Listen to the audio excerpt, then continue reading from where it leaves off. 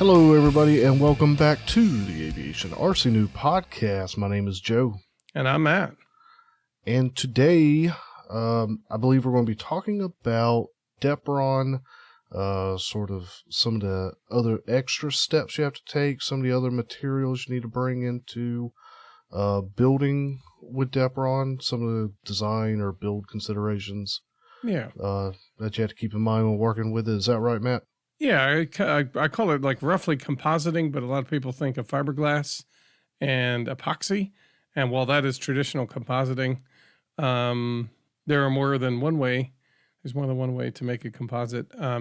So I think we're primarily talking about spar structures and some of the other maybe load-bearing parts of Depron airplanes. And so kind of leveraging Depron's strengths and maybe mitigating some of its weaknesses. Nice. Yeah. But before we get into all that, of course, we're going to want to talk about some things that we've been working on. Yep. And we also have a history, right? What do you want to tell them which one we're going to talk about today? Well, I was going to let you bring that up with the comments section. Okay, then we'll talk about it in the comments in the first half of our show. We talked about that. Oh yeah, we did. Okay, so we're going to talk about that very soon. So you won't have to wait long, I promise. Okay. Well, let's go ahead and get into it and start out by thanking our patrons who continue to support us monetarily. And while that's obviously not required, we appreciate those who want to support us in that manner, but we also appreciate those who support us in other ways, such as keeping the Discord community active and just enjoying this content. Enjoyable and positive. Every week. Absolutely. Every other week. Well, as whenever we put it out. Let's just put it there. There we go. Yeah. And then, anybody who's, helping out by spreading the word and just kind of, helping us kind of reinvigorate each other, I guess, in the hobby when it's been a little while and you're like, oh, I don't know about going back. And you're like, either you listen to this podcast or something like it, or you go on Discord and you're watching all these guys. I mean, there's been some pretty interesting activity we'll talk about in a minute.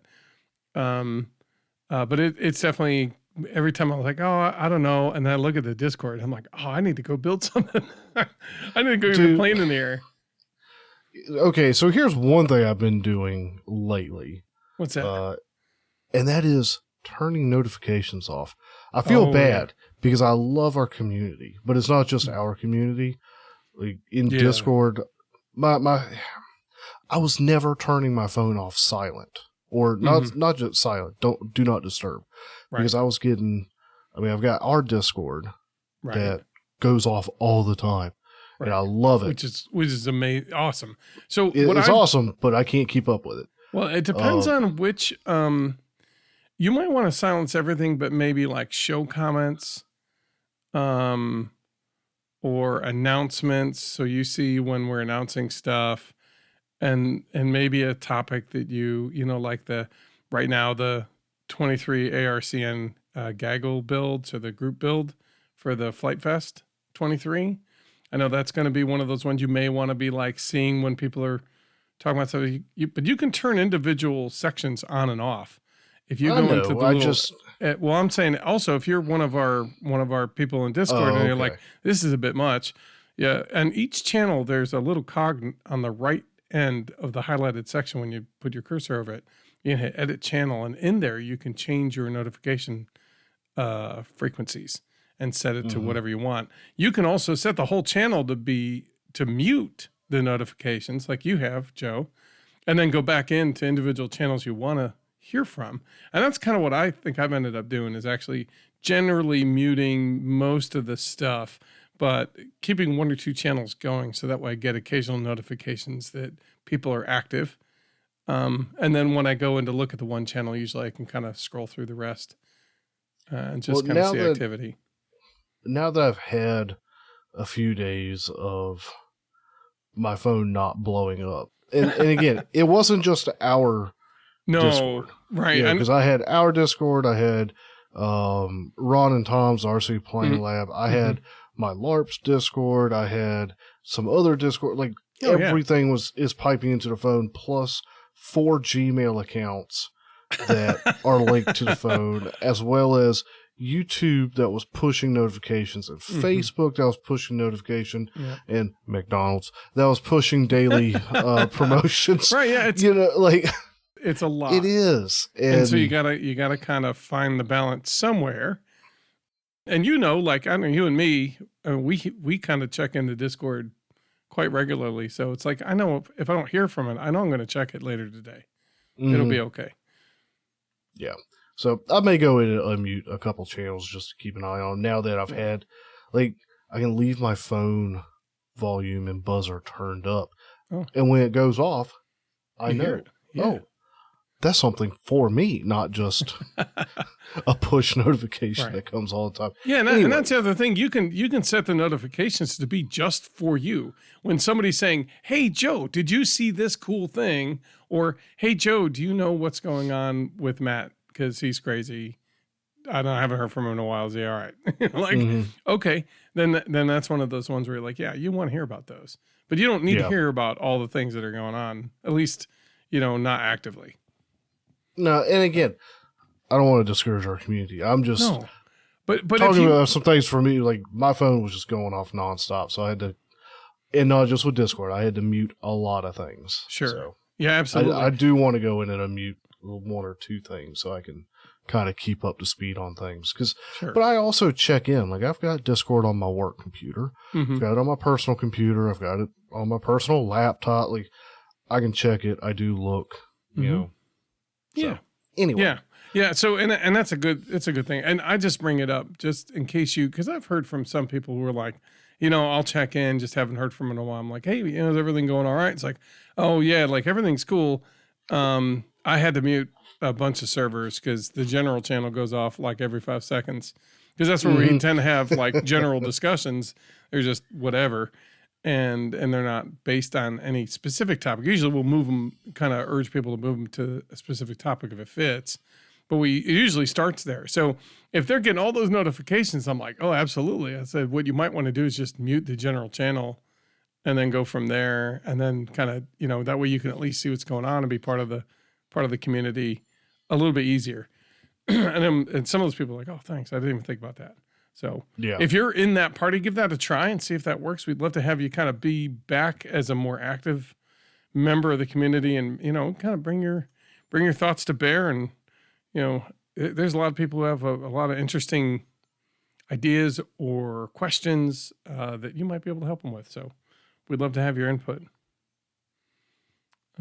Yeah. So, I mean, has you been up to anything else in the hobby? I know you've been kind of focused on work. But I've got that tiny trainer that I haven't messed with anymore. But we've got build night coming up, so I'll be working on that some more. Now, I did go and spend the weekend with my buddy down in Georgia. Oh, yeah. Remember I was talking about I was going to fly a mission out at his place. Yeah, how'd that go? Like I hadn't already told you. Well, I'm pretending that I'm the third, our third chair, our listener, so who's going, wait, you did what? Well, what happened? Talking about? What happened? Yeah, so I was going to go out there and do a mapping mission of 180 acres that he has. Yeah. Keyword here was going to. Uh-oh. Yeah. I got down there. I had time to burn. And I said, you know what? Did you forget your batteries like I do? No. The batteries were in the backpack. It was like, it's actually a nice backpack carrying thing. Okay. Like molded foam inserts for everything. It's fantastic. Yeah. They DJI does a good job of thinking what you might need in a trip and making sure that you have space to make sure it's all there. Yep. So no, I was taking it out and doing a little bit of video recording around his pond because the sun was going down. And he's got like this 5-acre pond or something. I'm like, man, that'd be nice to catch sunset and do a fly around. And long story short, I started up high and descended and, kind of caught the sun going down over the trees and then pivoted and was flying around the pond and started.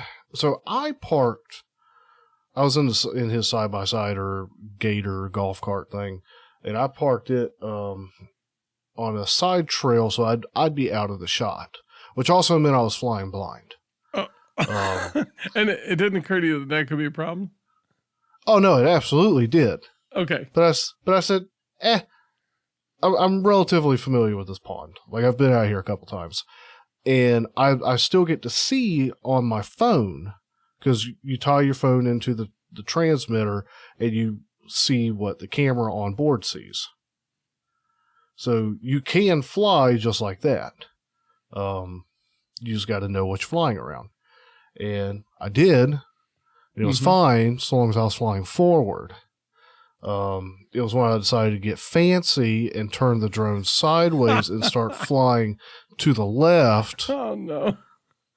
Tokyo drifting through the middle of the air. Okay, so did you catch a tree bass like I always do when I go fishing? yeah, I got a tree bass. So I was swinging around the other end of the pond in a turn. I was going to the side and turning it, like yawing it so that it was swinging through a turn. And I thought, you know what? I'm probably swinging this turn wide. Let me bump it forward some and get it back out over the water further. And I just didn't give it enough. And to me, that's counterintuitive. Don't go further out over the water. In my mind, is like the primary imperative. Like, don't just keep it over land, because if something happens, you can at least get it. Right. Well, see, with this thing, so long as I don't hit anything, it's not going down. Like, it's got all the onboard flight control, GPS lock out, gyros, unless I smack it into a tree, which I did. Oh, then it's fine. Now, did you smack into like a tree branch, like the little things, or did you smack into like a trunk, like a branch? I smacked it into. Well, it was a branch, but it was the mid-sized stuff going into the spindly stuff. I'm not sure what branch exactly I hit, because again, I was on the other side of the pond, behind a couple rows of trees. Okay. I saw on my camera where it just went, oh no. It's sort of the only thing you can say what my screen saw. And I heard the squeal whining of motors trying to spin and turn. And then I heard the big sploosh. Oh, like a funky chicken dance of death as it comes down out of the trees. It was something. Yeah, and then the sploosh is the like, oh no. Oh yeah. And so I hopped in side by side and floored it to get over, because I knew about where it went down. Now, was your buddy there with you? No, he was off picking up a car, I think. Okay, so it was just you just kind of by yourself doing the thing. Yeah, I was burning time before he got home. Yeah, okay, got it. And so I hopped in side by side and I hauled to the other side of the pond, because my thought was get over there before the water rings spread out too far. Right. So long as the rings are still small, I can find out where it is. I knew the ballpark of where I went down. That's a good plan. And the rings had already dispersed too much by the time I got there to really try to figure. And so I was like, kind of certain. I kind of feel like I went down in this area. I got looking, and I found it only because the nav lights were still on. Oh, wow. Wait, what? So the whole thing was still powered and running? Yes. I mean, the motors weren't running, but it was upside down, powered up in the water. Wow. I didn't know. 2.5 foot underwater. I had no idea DJI products waterproof their stuff before they sent them out. Or made them water resistant? It's I'm not sure necessarily what they've done. Well, they may not advertise it. I wouldn't. If I were a manufacturer, I wouldn't advertise it, because then people would just assume that they could go do really dumb stuff.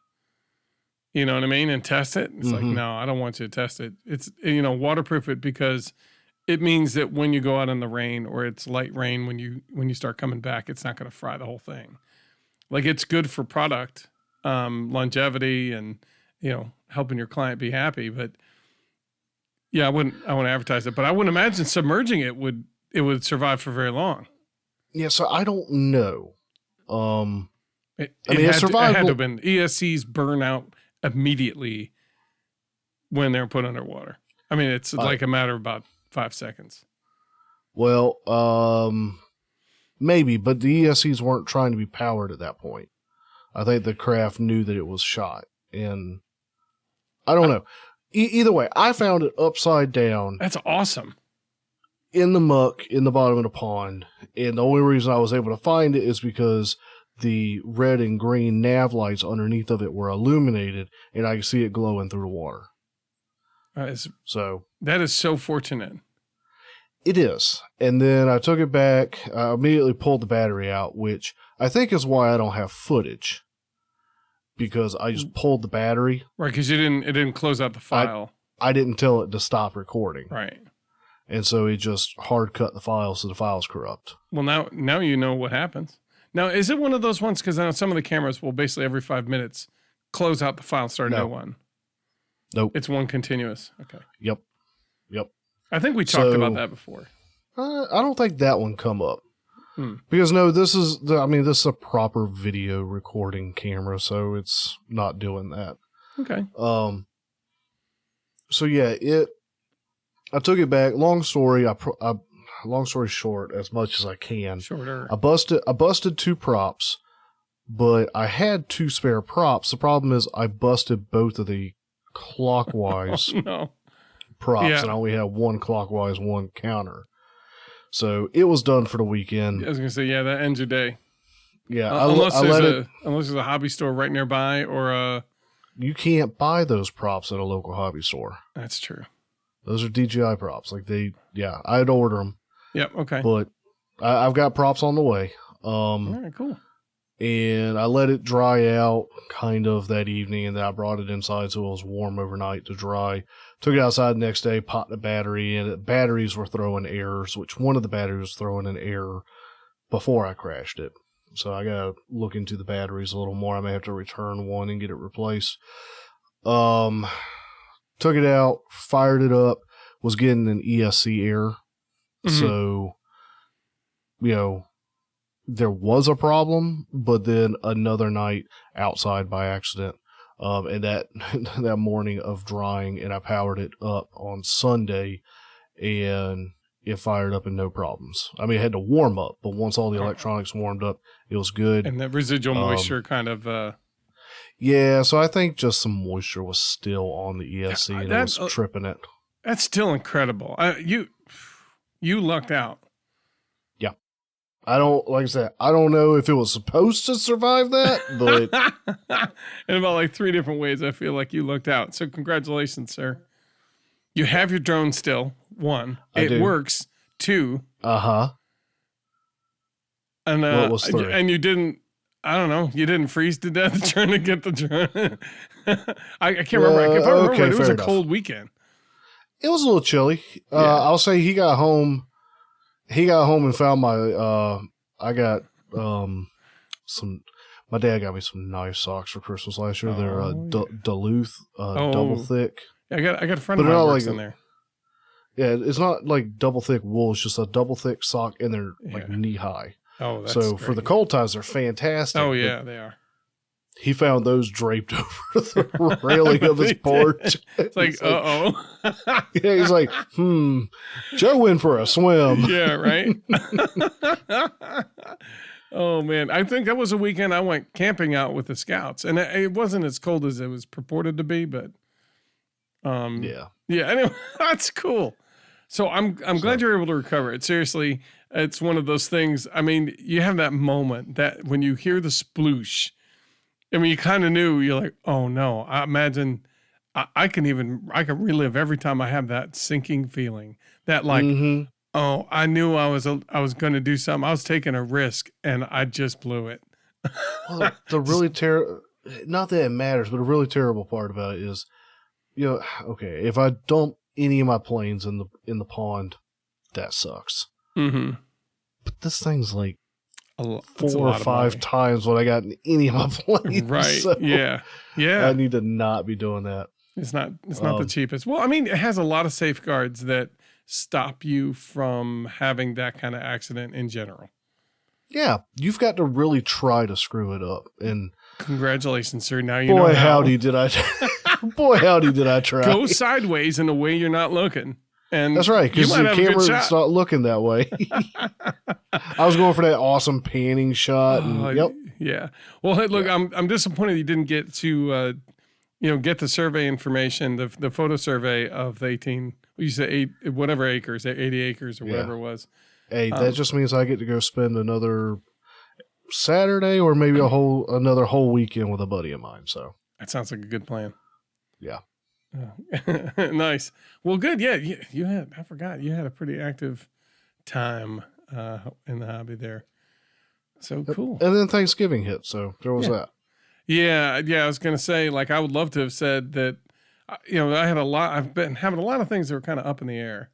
And right before Thanksgiving, things kind of shored up. And in the last podcast, I mentioned that, I selected a job. So I knew I have kind of things lined up, and I went through and did all the background, all that stuff. And then so before I left, I knew everything was lined up and ready to go. So then when I came back from Thanksgiving, it's a matter of just kind of reaching out and getting all the, this is where we need you to be, and this is when we need you to start. And, here's who you're going to meet and chat with, and, and we'll go from there and that kind of stuff. So that happened when I came back.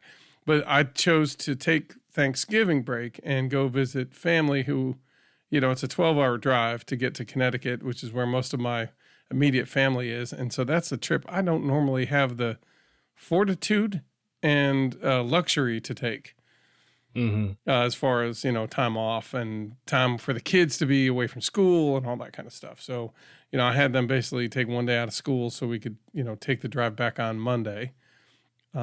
But school lets out at like Tuesday or something. So we just scooted up on Tuesday. I brought my puppy with me, my little puppy, the one who, the survivor. And let's say, did we cover that?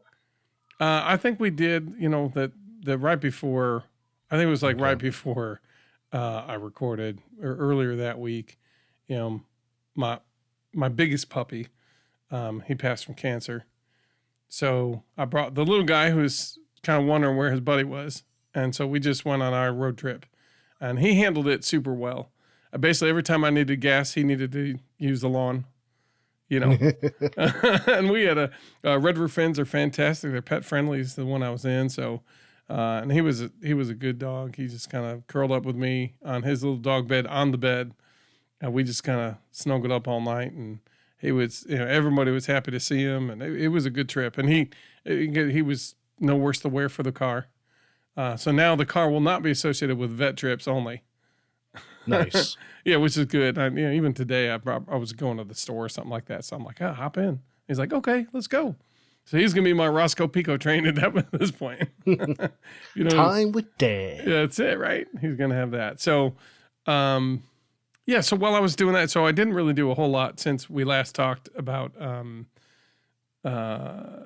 anything in the hobby. Although I started putting together the FT Kraken. I had the base done.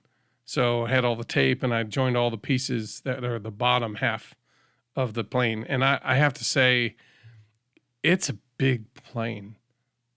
Is it? It's big. It looked big in the videos. It's big in person. It might be even bigger. I think it's like 70 to 80 inches.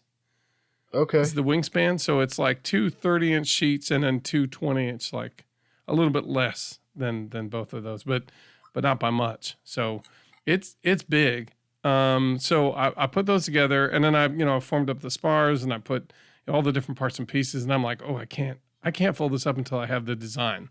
And it might be easier especially if I'm using tape, to do a lot of the color, because that usually comes out really solid. That I wanted to figure out what I wanted to do and do that while it's flat. So that's what I kind of spent a good part of today doing. I kind of joined the upper half and connected to the bottom, but it's still flat and nothing else is glued on. So I figured out what I'm going to do. I'm going to set it up. Somebody gave me the idea. A lot of my planes have a juvenile breakfast cereal theme, and I enjoy it thoroughly. Um, so I got a Fruit Loops Goblin. The FT Goblin is done up in Fruit Loops. I've got a Tony the Tiger Explorer. I'm trying to think. I got one more that's I thought it was a fruit, some sort of breakfast cereal or something. I can't remember it offhand. But I think he gave me the idea. He's like, make this one the Special K for Kraken. So what I think I'm going to do is on the bottom. I think I'm going to do the Special K logo, right? Which is just the big K, and I had a little. I'll print out a little special, and I'll probably print out a big, as big as I can, bowl of cereal that they have, and then do the bottom corner in that color, and then have a bunch of tentacles coming up from the ends of the wings. Nice. Yeah, and like a silhouetted black kind of deal. So that way, in the bottom, it's going to be more or less black and white, and then on the top, I'm going to do like this a postman butterfly, which is kind of black and with little white eyes, and then like a red interior. It's got some sort of black veining on the on the interior, and most of it's primarily red or orange. So I'm going to debate with that. So I'm going to put down a bunch of orange tape, and I'm going to do some, I'll call it filigree or whatever you want to call that, veining in black tape, and then kind of leave some vacant spots where the eyes are. And then so from the top, it should be really striking. And then from the bottom, as it flies over, you'll see the Special K with tentacles coming. Nice. So that should be pretty fun. And I'm eager to see how it turns out. I'm eager to bring it up and see what kind of nonsense we can pull off and do with it. Because it sounds like you can pretty much do whatever the heck you can imagine. As long as you don't fly it that silly. So that's coming along. And, I think the build night, I'm going to kind of do the last little button up pieces of some of the things so that I can fly them on the weekend. See, I think that's about it for the hobby directly. And then I think I mentioned last time, like right before I went to the holidays, I had set up a really good time doing some full scale aviation. Just kind of one trip to take off, kick the dirt off the tires. But as I was bringing it in, we were hitting the 100-hour mark, which means it needs to go in for basically a checkup, which means it's out of commission for like the next week. You know what I mean? Right. Which it certainly was. And it just came back online today, but it was bad weather. There's a 24-knot crosswind. Really not the best way to take off and practice landing. So I have something set up tomorrow morning. So we'll see if I can't get a little bit more experience. I'm also going to meet with a new instructor and see if I can't get some, I'll call it relatively consistent and frequent lessons set up with somebody new so we can finish this whole kit and caboodle out. Nice. Yeah, that'll be good. But that's your previous instructor. I'm trying to think. They moved. I think they decided to go. It was like the one guy I was working with, he found a lucrative job ferrying people somewhere in Alaska, I think. And then I have, so there's like 3 or 4 people I've worked with one guy I was working with pretty regularly. He found a new position and he looked like he was just kind of constantly working. He kept getting asked hey, could you ferry us from here to there? Or, hey, could you do this thing? And it's really cool, like a cargo plane or something like that. He's like, heck yeah. He's a young kid. He's right. Like, yeah, I want to do that. I mean, that's what he wants to do, So he basically found an opportunity, kind of took it. And then there's some young kids that I was kind of getting set up with. And I guess they decided to move and do something totally different. So they ditched and more of the business. And then so it kind of kept going back to the I'll call it the old CFIs, the ones who they've done a career as pilots. And this is their fallback career. Because they're like, I retired from that, but I still want to be in the air all the time. So I'm a CFI at this instruction school, right? Nice. So I've flown with them. So whenever I'm kind of like in between somebody, I'm like, what happened to those guys? Like, oh, yeah, we're really sorry. I'm like, well, would you guys mind taking me up? And they're like, oh, yeah, I remember you. Come on, let's go. So there's a couple new young kids who are taking residence and campers on the property. So they're pretty available like all the time, as long as they're not booked. And so I'm going to pick one of those guys, see which one's the best fit for me, and then see if I can't finish this whole journey out. So I'm looking forward to that. It's so I'll be doing that tomorrow, meeting the one. And I've met the other one. I just don't know how he's like in the sky, you know. So sometimes you mesh with him really well, and sometimes it's not terrible, but you know, it's just like the one guy was telling me stuff in a way that felt like it was my mom, and I was having reactions that weren't fair to him. And I'm like, that's not his fault. We can't. This probably isn't the best choice, at least for me, you know. And he wasn't doing anything wrong, you know. He was doing exactly what he should do. He was just doing it in the same way that I've had on my back since I was a kid. Yeah. Just didn't work. So well, anyway, so why don't we turn it around to the community? All right. And see what's been going on. I've been kind of out of the scene for like almost 2 weeks. And even more so because I've been just skirting the edges of what's going on as I've been trying to, do my job search and all that. Mm-hmm. But we've had some pretty good activity and we've had a handful of episode comments, and I think we should probably be best to cover that. Okay. Well, you were the one that looked them up. Tell you what, I'll check something real quick while you're discussing that. Okay, go ahead. You mind if I get started then? Go. All right. I also want to thank the Discord for putting it. I mean, there's been some people who've been putting some amazing build projects and have been going really solid at community support, where people come in with a question and there'll be 3 or 4 different kind of people coming in with solid, helpful answers that help them kind of keep moving with their project. So I want to thank everybody for being part of that. It really makes a big difference. When you show up the whole point of this podcast is when you're new and you don't know anything, you need help, like how do you even ask? And I'm glad that they can, if they find our Discord, that they can reach out there and help get started. So for all those who are asking the questions, because they're great questions, they're questions that not only you have, I'm sure other listeners might have. And I appreciate the guys who have the experience kind of reaching out and helping them. So, Duncan on the 6th of November, he said that he was talking about the latest show was really interesting. This is the one I think we were talking about to John Woodfield. It says, especially the bit about the first glider. He goes, and thank you for, and thanks for the kind words about my comments. Because we had talked about how his review, basically I would just plowed through all of your episodes, and it pretty much is an amazing, primer to get in. He goes, and thanks for all the kind words about my comments. He goes, I mean it. He goes, the Jetworks stuff looks really awesome, and they have a great selection of planes, but I'm going to need to walk before I run. Maybe EDFs would be a good topic when you come around to building them. I'm sure they have their peculiarities as you work with them more, but he goes, not forgetting anything about the SR-72.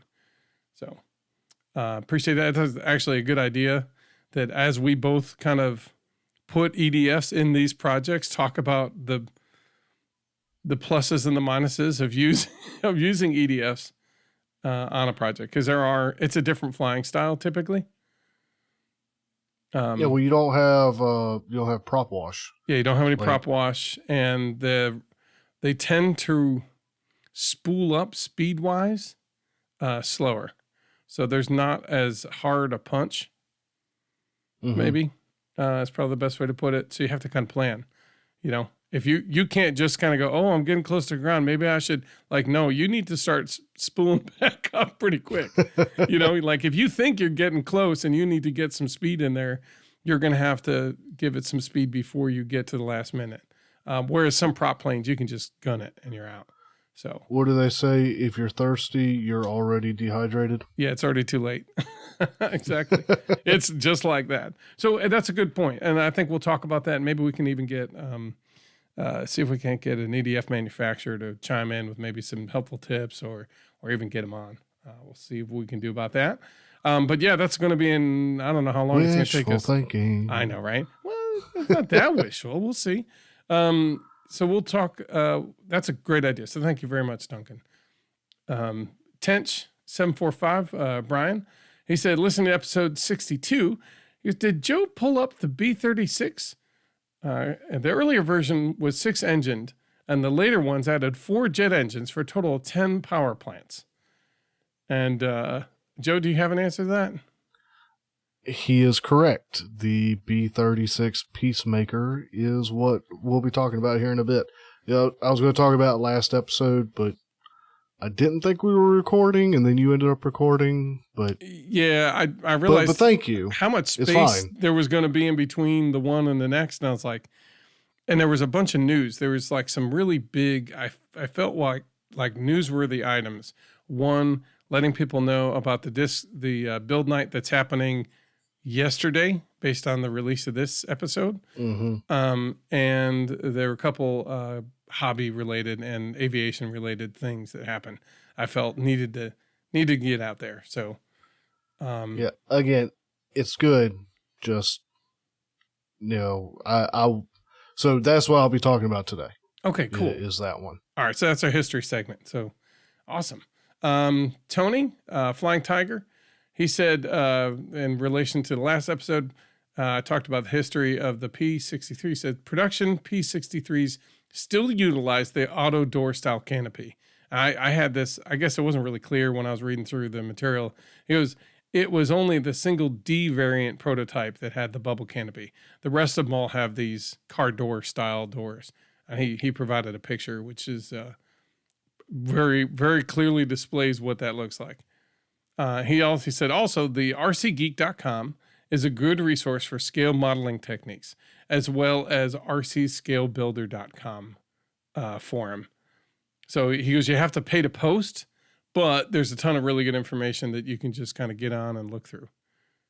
Mm-hmm. So we'll put a link to those two in the bottom here. So and I'll see if I can add it to the show notes of the last episode as well. That way, if you're coming in after the fact, you'll be able to find those links. Okay. And then Yankee 2003, good old Mike, who it's not salmon shirt Mike, or it's not pink shirt Mike, it's salmon shirt. Enjoyed the solo show, Matt. You might have a future in this podcasting thing. Really, really glad to hear about the successful. He's really, really glad to hear about the successful job search. He continued on to gloat and gush and all sorts of things. And I mentioned something that we need to get together because we're both in North Carolina. So I want to thank him. I appreciate the kind words, both towards the job and about the solo podcast. I never know quite how those get received. Mm-hmm. I know we've only done one, but even like I've listened to other podcasts that are just a single guy, and that seems like a hard show to pull off. So I appreciate it if it worked out for you, Mike. I hope it worked out for others too. So thanks. That's pretty much, I think, the bulk of the comments that I saw related to episodes. You want to talk about, let's see, we've got build challenges coming up in the community. I figured it's worth mentioning. So if you're kind of finishing up projects on your build table, it might be worth thinking about which build challenges you might want to be participating in and kind of thinking about pulling these towards your build table. My FT forum-based buildery is coming up. That's in February. And it's basically 4 foam builds in 4 weeks to get them flying. So good luck. It's nutty. It's mayhem. It's not easy. It's not as easy as it looks. So I'd love to have everybody who's listening jump on board and join in the craziness. It's always a fun time. It's a great community that is just building nonstop for 1 whole month. I know I talked to Sam Platt. I know last year about this time that he kind of helped organize and helped sponsor along with us Hangar RC. It was the inaugural Design Build Challenge. I asked him if it's been a year already. It has been a year already, or at least almost. Jeez. So I thought, I remember there feeling like there wasn't enough time to pull it together. So if you got your mental gears rolling on what you might want to put together for this time, it isn't a bad idea to start doing that now. He mentioned that he's looking to do it again. And I think he felt the same way we did. We're like, holy God, it's been a whole year already. Yeah. So he's going to see what he can do to pull that together. And so if you can get, even if you're just like, hey, that was a lot of fun, or this is a year I'd love to participate, help, reach out to Sam, go to the hangarrc.com and send them an email and just say, hey, I'm thinking about, doing this again. Last year looked like it was fun. Help us with some details. And then that'll kind of help him get motivated to get that started. Mm-hmm. I'm suspecting that we'll hear from him pretty soon on details. And then know that there's also group builds and the flying stuff for Flight Fest 2023. There's always been the Dawn Patrol. They're doing the barnstorming this year. And there's we'll see about putting a link down below to the build, basically the community page on the flight test forums on that. The first post or the second post has all the details that you could ever want about the thing, as well as a bunch of members down below kind of putting their ring in the hat. And then you want to talk about the next one, Joe? I assume you're talking about probably summer of next year. Well, yeah, it's Flight Fest. The thing we're going to do for Flight Fest 2023. I was just making sure I had the right thing. All right. Yeah. Yeah. So Flight Fest 2023. We talked about a couple episodes ago, and there's been some conversations about what we were going to do as sort of the what did we call it? The Arkin gaggle. Yeah, but the gaggle is kind of. We need to find another. Group fly. Yeah, whatever we decide to call it, or whatever anybody decides to call it. But basically, where we did the Spitfires last year, some ideas are being tossed around this year, and people seem to have latched on to the Foam Wonder by Dan Spawns.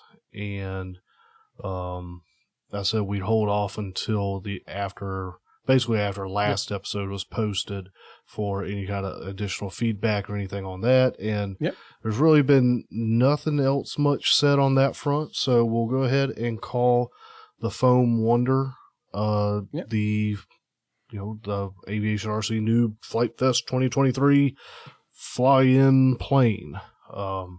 It's simple to build. Or whatever we're going to call it. Right. Simple to build. It's durable. It's great for combats.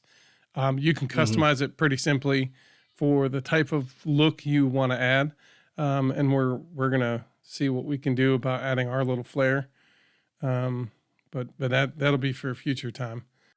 Yeah, I think we've got Spawns helping us a bit with that. He sent us the sort of the template layout of what the Wonder is, and we can kind of play around with that. Yeah, matter of fact, maybe we can do this as a call to action.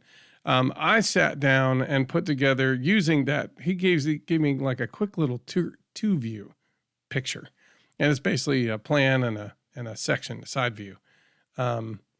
So you can kind of, if you're doing a canopy, if you want to do a different kind of canopy look, or the tail side feathers. So I took those and made a couple, thumbnail size sheets of like different looks. And so I came up with 12 different variants. My thought is you can do the same. We'll see. I'll ask him if he doesn't mind if we post that quick little picture, and then we'll see if anybody else has other ideas. I know there's a couple floating out there that are some really good ones, and so I'd love it if we can get our community to kind of come up with ideas they think we should have as the official Aviation RC Noob Wonder. Mm-hmm. And then we'll have that as an offering, so that, and then you and I will probably build one of those definitely, and then we'll encourage everybody who's coming, if they want to participate in the flying with us as part of the podcast thing, bring your Wonder, but it'll be open to anybody who's got a Wonder, kind of like the Spitfire flying was. If you had a Spitfire, bring it out, let's fly. Mm-hmm. Yeah, that was a lot of fun. So I definitely want to do it again this year. Yeah, and I think whatever it ends up being, what is Dan? Because I know Dan's working with us a little bit on this. Is he planning to kind of do it the plans for whatever it would end up being and releasing it as such? Yeah, I think so. And he'll add that as a separate build option, which is really flattering. Honestly, that's a big help. Just to I really feel honored that he's even considering that. That's really cool. I mean, when he reached out, we were both like, okay. What? So Dan, thank you very much. Appreciate it. I hope you're listening. It really means a lot to us that we're even kind of part of that group. And I don't know. I feel like we're all part of the same crew doing the same thing, having a good time with the hobby. So good. Any other, let's see, last, I think build kind of thing is we discussed about having a build night over New Year's, or at least on December 31st, to kind of build one last plane for the year. I may be able to do the New Year's thing. Okay. I think my wife is wanting to visit with her brother for a New Year's get together that they're doing. Yeah, my thought is if we do that, it will likely be, if I'm trying to remember what date is the 31st, like what day of the week. What is that day? It would be a Saturday night. Oh, okay. Well, then why don't we just plan on doing Saturday morning? It'll be like one of those, 9 o'clock to 12 o'clock, tentatively. Again, we'll put a pencil on your calendar. Okay. That way, if you've got evening plans, because a lot of people do for the New Year's, it's not interfering with that. And if you do end up building something and finishing it, you can fly it a little bit during the day before you finish up the year. Okay. How's that sound? And I might just, if my wife is gone, then I may just keep on a building or hanging out. Yeah, we'll see. We'll see from there. But at this point, let's do that. 9 to 12 a.m. on December 31st in the morning, Eastern time, of course, for us, because that's our reference point. And we'll do it. We'll do it like that. We'll call it penciled in, and by the next time, we'll have it solid, and we'll make posts in our Discord forum. We really urge it. If you aren't in it, join our Discord forum. It's a lot of fun in there. And if you haven't, or if you are in there, now wait, you won't hear this podcast, some of you. I was going to say, if you are in there and you know people who are in the Discord forum but don't listen to the podcast, encourage them to listen to the podcast. There's a lot of really cool stuff in there. A lot of neat information that I think they might be able to use. Very good. It's nice to not hear it from the host of the show sometimes. But anyway, it's sometimes we get talking. I'm like, do you know that this is a podcast? I mean, I know there's the logo. It says Aviation RC Noob Podcast, but I mean, like, do you realize you can go listen to the show covering that topic. I don't mean to be rude or anything, but it is there. All right. Well, I'm just saying, some people are like, oh, I had no idea. Yeah. Cool. I'll go listen. That's how that goes sometimes. Yeah, it is. I think I don't have any like brilliant news or anything. Maybe a follow-up to, it looks like there were a total of 6 pilots that had lost their lives in the air show accident down in Texas. That's been confirmed. And, was it NSTB? That doesn't sound right. But the investigatory team is still kind of sorting through the stuff. There's a handful of preliminary suggestions of what might have happened. It looks like the Air Cobra may have been out of its flight lane, possibly. Just maybe, coming in a little bit tighter than, or mistiming. And ultimately, all that stuff will kind of come out in the report. I haven't seen it yet, and I haven't heard anybody else talking about any details that have officially come out. So I don't want to speculate too much more than that. But if you can look at the flight circles, if you look at like Flight Aware or something, and you knew what date and what planes, you can see the patterns, and you can see that clearly most of the planes are kind of following that same track, and that the Air Cobra was a little off track. Not to say that who knows what happened. Could have been a failure with the plane. Could have been some issue that was happening with the pilot. I mean, it could be anything really. So right. So don't worry about it. But those details, just keep an eye out for the details, because they'll be coming. I know all of the aviation industry is saddened by that accident. And us who love planes so much and make all these ridiculous models and spend so much time having fun with them, I feel like it hits us all, really. So my thoughts and condolences are going out to all the families who have lost through that. I'm just still amazed that it happened in a spot that it wasn't over. There was no other injuries other than the pilots and the destructions of the plane. Like, it didn't go into the crowd, didn't happen outside the airport. You know what I mean? For the most part. Yeah, because it certainly could have. Oh man, it could have, and it could have been far worse than just what had happened. So, just you be thankful for the little things that are better than they could have been. So, not to leave it on the downer on that, but let's get into the bless you. Let's get into history and talk about. You said you're bringing on a peacemaker now. Holster that gun, please. That's not the peacemaker. I don't have one of those, but that's not what you're talking about. No. Tell me more. All right, so I'm not remotely going to do this plane justice, just because as I started looking at it, I was like, good Lord, there's a lot of information about this thing. Yeah. So we're talking about the Convair B-36 Peacemaker. Mm-hmm. This was a World War II era bomber, which, as far as I can tell, sadly was sort of, I won't say completely obsolete by the time it was really coming into being. But it served its purpose for a short period, and I don't know that it really, I'm not sure how much it actually got used. So this was still a prop-driven airplane. In the beginning, it was 6 engines that were pushing it, and it had a flight window, a flight speed, but jet-propelled fighters were coming onto the scene at this point.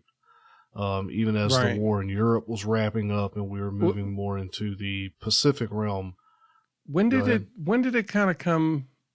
When did it get built? Like, when was the experimental version of it put out? Do you know? The first flight of it was in August of 1946. Your audio to me broke up 1940 what? 1946. Oh, okay, so that's right after the war ended, or World War II. Is it? Yeah, if I recall right, 1945 is when World War II ended. Hold on. Let Google. Everybody hold on. We got to get it. Oh, yeah. Yeah, I thought it was 1939 to 1945. Mm-hmm. So it's just as it ends. Well, then that explains some of the other things I was reading about it. Right, so, unfortunately, the world was not at peace at that point. No, so we were going into the Cold War. Well, we were also going into the Vietnam and the Korean Wars, too. Yeah, but the Cold War ended up being where, as you and I were talking earlier, where this was more better geared. So, oh yeah, absolutely. But I'm just saying, like, right on the heels of the World War II ending, shortly after that were the Vietnam and the Korean Wars. I mean, it's like within 10 years. And that's where like the F-4 Phantom and some of those other jet airplanes really shown what the next gen could do. And this was kind of developed in that time period, right? It was. So let me find my notes where I was looking at. So 6. It started out with 6 props. Yeah, give me a second. Sure. Because I'm back scrolling to. Those aren't like little. Those aren't little. No. Those are 19 and a half foot props. What? 19-foot props. Yeah. What? Oh, they're huge. I know. I'm just thinking like a regular like Cessna or something. The prop is maybe 6 feet. Maybe 7 feet or something like that. I should know that. I should know that, but here it is. Oh, that's massive. I feel like I got another sneeze coming. The USAAC sent out the initial request April 1941 and revised it in August 1941. The USAA being the United States Army Air Corps, if I remember correctly. Mm-hmm. And that would be one Patrick Sean Murphy that corrected me on that. He has a wealth of knowledge with regard to this kind of plane. So he loves this plane. 1941, we said the war ended in 45. Yep. And started in. So, yeah, that explains some of what I was seeing.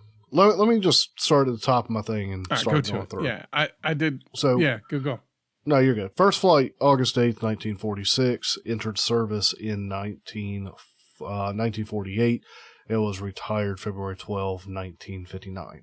So, yes, now that we're looking at dates and stuff, this was after World War II. But this plane was born out of World War II concerns,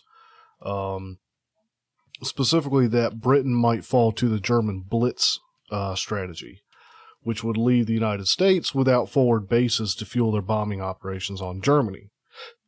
So, that's when the USAAC made its initial request, knowing that it was going to be a heck of a stretch. But the initial request outlined for an aircraft to a bomber, huge. These were just stats I saw in that paragraph.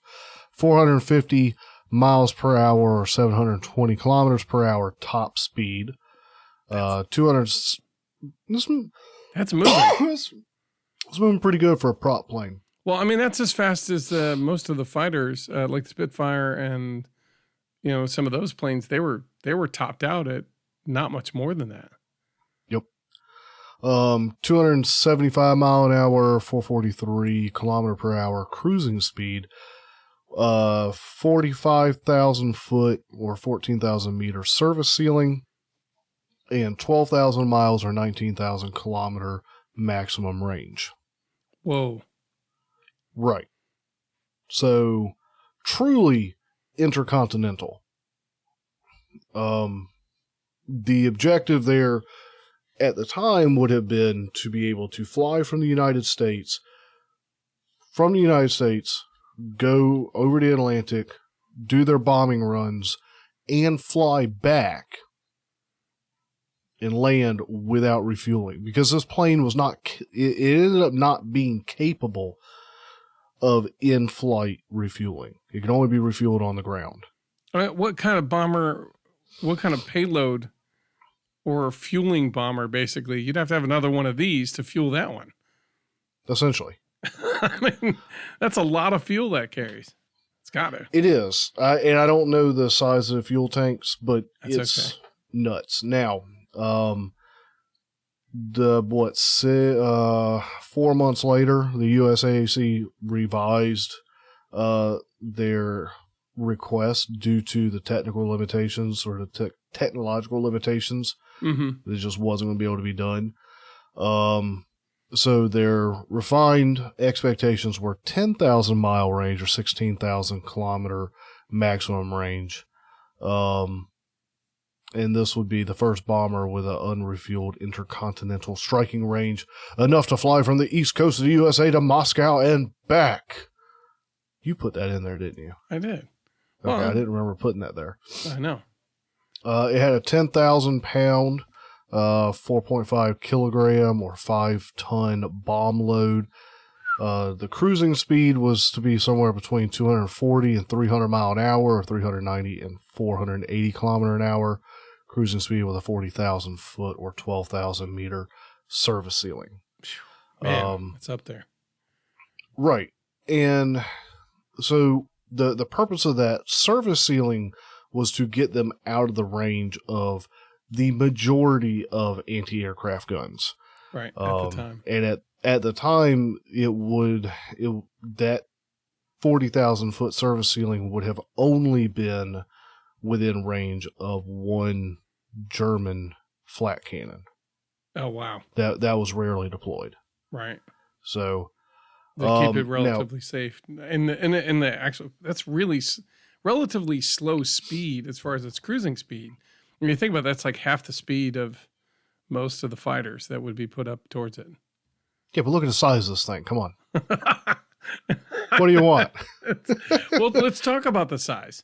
Because I don't think we haven't talked about the size yet.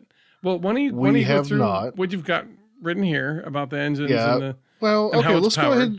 Well, let's talk about the size, because we're sitting here knowing how big it is, and I've got all that information at the end. The wingspan on this was 230 feet. 230 feet. That's coming really, really close to some of the largest planes ever built, period. Yeah, how big was the Spruce Goose? It was a football field was like 300 or 320 Okay. feet wide. Right. It was like this. There was like a full football field. It was massive. This really comes close. Right. And this one was actually in production. Yeah. They made a bunch of them. So 230 foot or 70.1 meter wingspan, 162 foot long, basically 50 meters long. It stood almost 47, just shy of 47 feet tall, or 14 and a quarter meters tall. What the heck? This thing's incredible. Yeah. Its empty weight, was 166,165 pounds, 75,370 kilograms. 83 tons. 83 tons. Empty. But go ahead. You're takeoff looking weight. at No, it. I'm Do looking at it. Tell me about the takeoff weight. Go for it. You're looking at it. It's 205 tons. 410,000 pounds. Almost half a million pounds. 185,973 kilograms. Oh, wow. I'm going back and looking at the weight of the equipment. It's basically the bomb load is a 5-ton bomb load. That means almost the rest of that is fuel. Yeah. Oh my God. That's incredible. Well, how else do you fly 10,000 miles? Yeah. 40 hours in the air. I know. And with a lot of fuel consuming power centers, right? So let's talk about the power centers. Well, yeah, here in a second. It wasn't until, because this is foreshadowing, it wasn't until I said that just now, 40 hours in the air, that I realized that I connected a dot to something like, why would they have that in this plane? Yeah. Which we'll talk about. Right. So, powerhouses. It was rocking. Let me go back to these notes I had back here. 6 28-cylinder Pratt & Whitney R4360 Wasp major radial engines swinging 19-foot diameter props. Jeez. That's a lot of air it's pushing around. It is, and I think that's the second largest prop to be swung. That's incredible. It's huge. That's incredible. It's huge. The scale of this thing is really just where it starts hitting home. And I don't know, the 10,000, so the 5-ton bomb load was what the request was. That's not what it could carry. Sure. Okay, go ahead. We'll talk about its configuration in a second on that. Mm-hmm. The power plants were capable of, let's see, each of those power plants, each of those 6 motors were, I think this is off a later variant, so they had slightly upgraded engines. These are running 3,800 horsepower, 2,800 kilowatt, each for takeoff. So,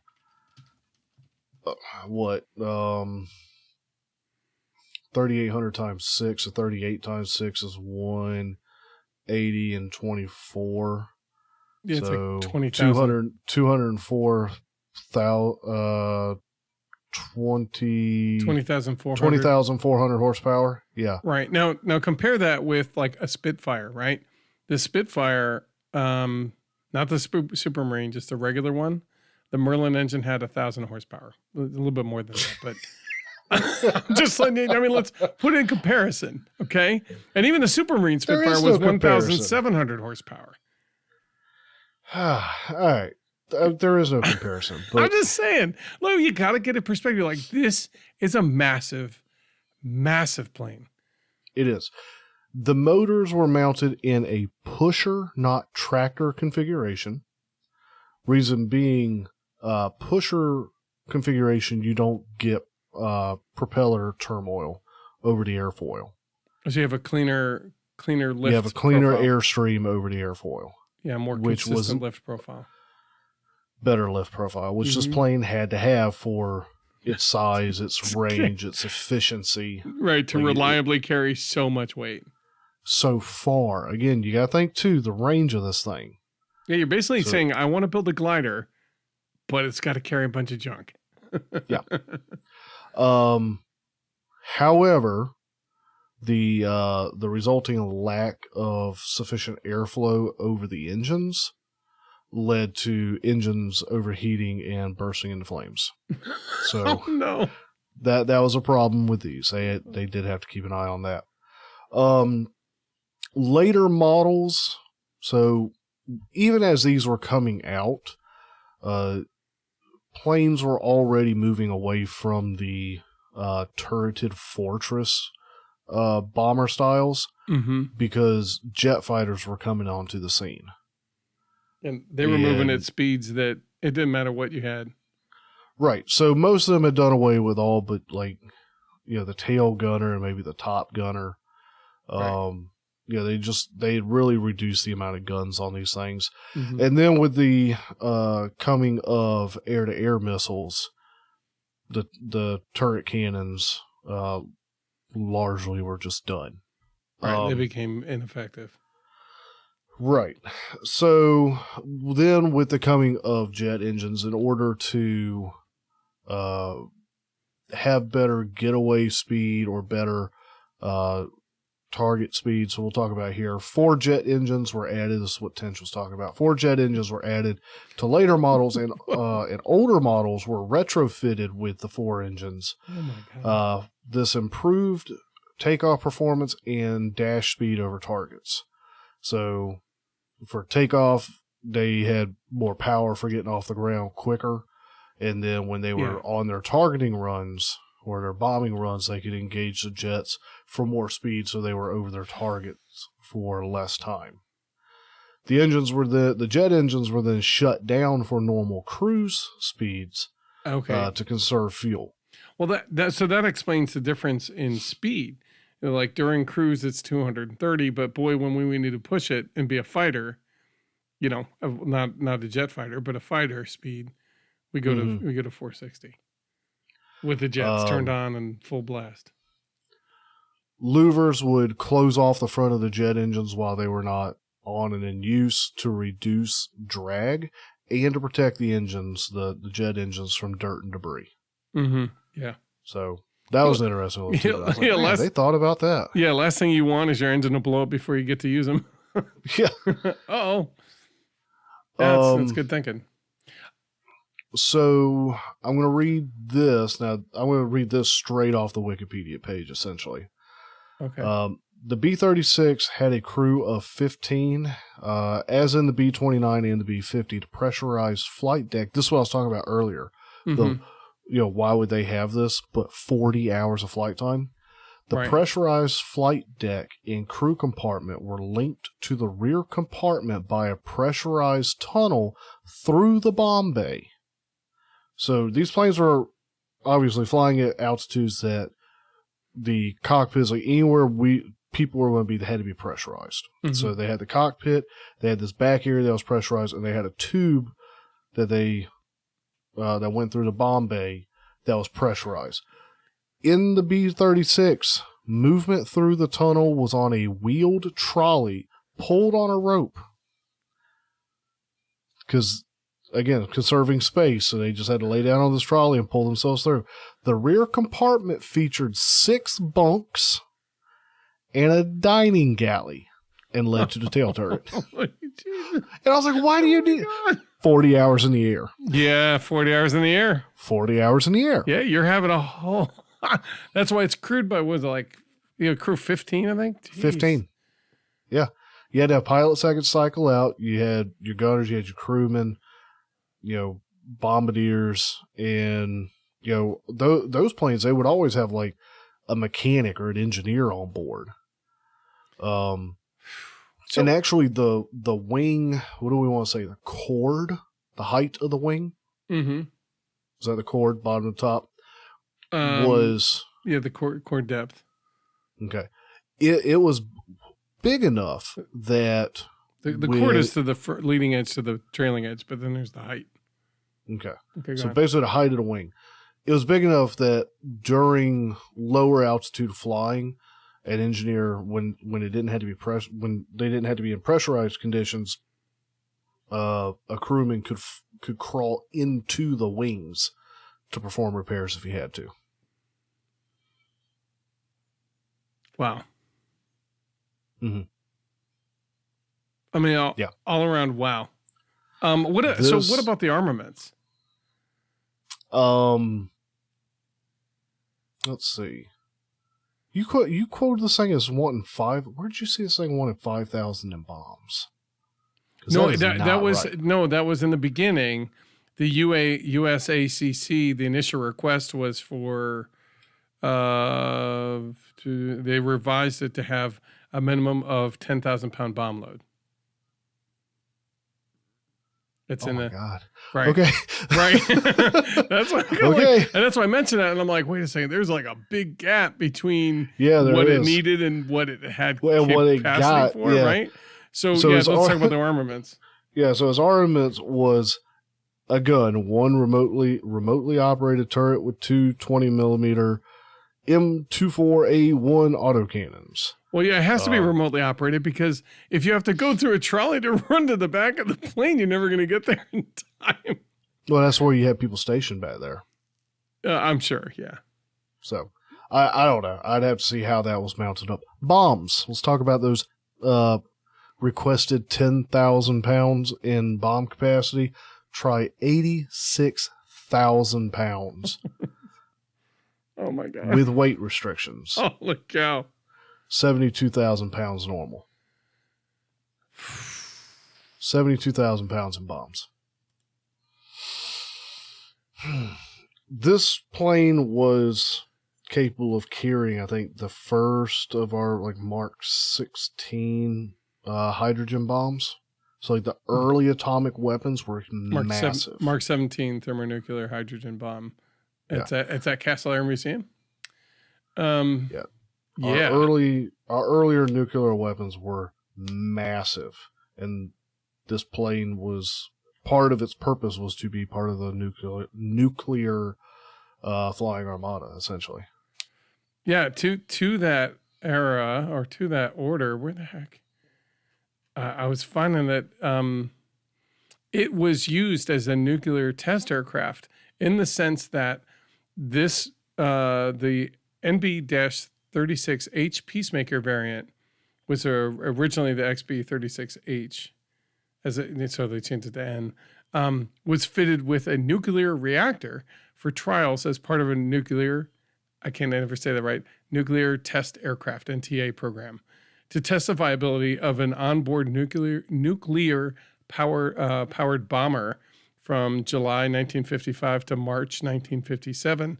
The NB-36H was fitted with a 3 megawatt air-cooled nuclear reactor in its bomb bay. The aircraft shield test reactor, and had a revised cockpit and raised nose with a special crew cabin that was lead and rubber lined. And you can see it kind of looks more like an original airline kind of cockpit, where there's kind of like a little bit of bump in the front. This was the first aircraft to ever be fitted with a nuclear reactor. The crew consisted of one pilot, co-pilot, a flight engineer, and 2 nuclear engineers. So this was going back to a time, with nuclear power becoming a thing. The idea was, hey, is it possible to get an airplane capable of flying 24/7 on alert, never having to land, and you land and reload or change out your crew, but this thing's always in the air, ready to go, can fly wherever, however it needs to get there. This was during the heyday of the military's nuclear research, what you're talking about, because at the same time they were doing, this was sort of a branch of the portable nuclear generator concept that the military wanted to test. So at the same time, the Army, I believe, was doing very compact nuclear generation power plant, basically like a mobile power plant that they were working on. Now, that had a very tragic end, and I would encourage you, I'll see if I can remember to put a note, a link in the show notes. Kyle Hill on YouTube did a fascinating cover story on that, about how that went completely wrong. Mm. But yeah, that's sort of that same age. I mean, there are a lot of rabbit holes to go down on this plane alone, and obviously we can encourage you to do so. As a little note for references, the Korean War was from June 1950, June 25th, 1950 to July 27th, 1953. And the Vietnam War was from November 1st, 1955 to April of 1975. So, I mean, when you're looking at the timeline of this bomber, it pretty much started during the Korean War, serviced through the Vietnam War and all of the Cold War. Right. But it was birthed out of World War II concerns. Absolutely. Because, who's, and once there is a successor, once we won, who's left, right? It's like, well, it's us, it's Russia, it's China, it's a couple other guys. Okay. So now we got to be worried about anybody on that list, just to be sure, just in case. Mm-hmm. And we need to be ready for that. And considering all of those guys are on the other side of the planet, it changes your mission profile. So briefly, I want to cover the featherweight lineup, and then featherweight, and then quote unquote featherweight. Yeah. So in 1954, the Air Force wanted to work with Convair for some featherweight design programs, which would be reduced weight and crew size, or 3 configurations. Originally, this thing had, I guess it had at least 6 turrets. But the Featherweight 1 removed defensive hardware, including the 6 gun turrets. So that was removed, and with the removal of those 6 gun turrets, the aircraft's crew dropped from 15 to 9. Mm-hmm. The Featherweight 2, I've got your history assignment for next episode. Oh, okay. The Featherweight 2 removed the rear crew comfort features and all hardware accommodating the McDonnell XF-85 Goblin Parasite Fighter. Oh. Now, I didn't know this plane was rocking that until I got to this point, or that it never really rocked it, but that was a design concept in this plane, was to have an onboard, what they call Parasite Fighter, whose purpose it was to fly inside the plane, have a pilot on hand ready to go, and when the stuff got bad, could drop out, be deployed, defend the bomber mothership, and then redock with it. Yeah. And I can tell you from the little bit of reading I did while squirreling off of this plane, that was an interesting read and all the problems it had. Well, I mean, yeah, well, and we'll get into that. Well, and I'll admit, I don't know a whole lot about it. I know of it. I know that it was a significant test, and especially considering one of the RC projects I wanted to put together. As a matter of fact, I've got an example of the little jet fighter that's supposed to go, and basically, why can't I think of the really big jetliner with the little bump on the front? Oh gosh, forget it. But basically, it's essentially one of these. It's essentially, a B-36. And they basically lined it with a bunch of fighters on the inside, and they would just bring it forward, drop it out, and then it had like a little catch armament to bring it in and kind of bring it into the conveyor belt inside the plane. And there's a lot of, and it's a concept set. And I designed a couple of the, because my thought is anybody can, there's a lot of people who've designed airliners, right? So So building a model of the airliner is not really the hard part. The hard part is getting the parasite fighters the appropriate size with a power plant that makes sense so you could actually fly around or at least glide around, even if it's like rubber band powered or something like that, and kind of get these set out so they drop them all and these things kind of fly around in circles and or whatever.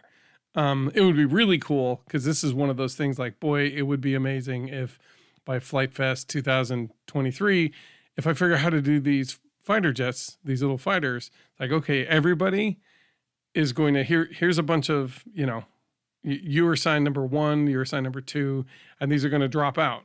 You're going to be whatever color.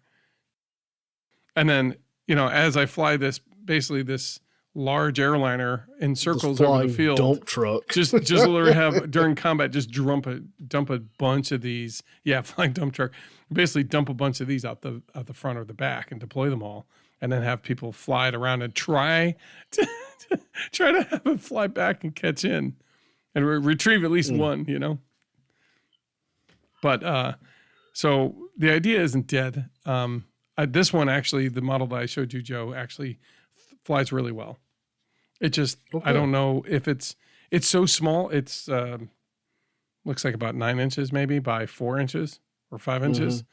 And so the power plant for this, I still don't really know would be an adequate enough power plant that wouldn't just overweigh the plane itself. So that one's tough. Yeah. Yeah. So I built one that's bigger, maybe about twice the size, if not 3 times, for a 50 millimeter EDF. God. And it's like, oh, that's going to be a really big, that's going to be a really big airliner. Yeah. But at the same point, if you could do that, I mean, they would be fun to fly around. You know what I mean?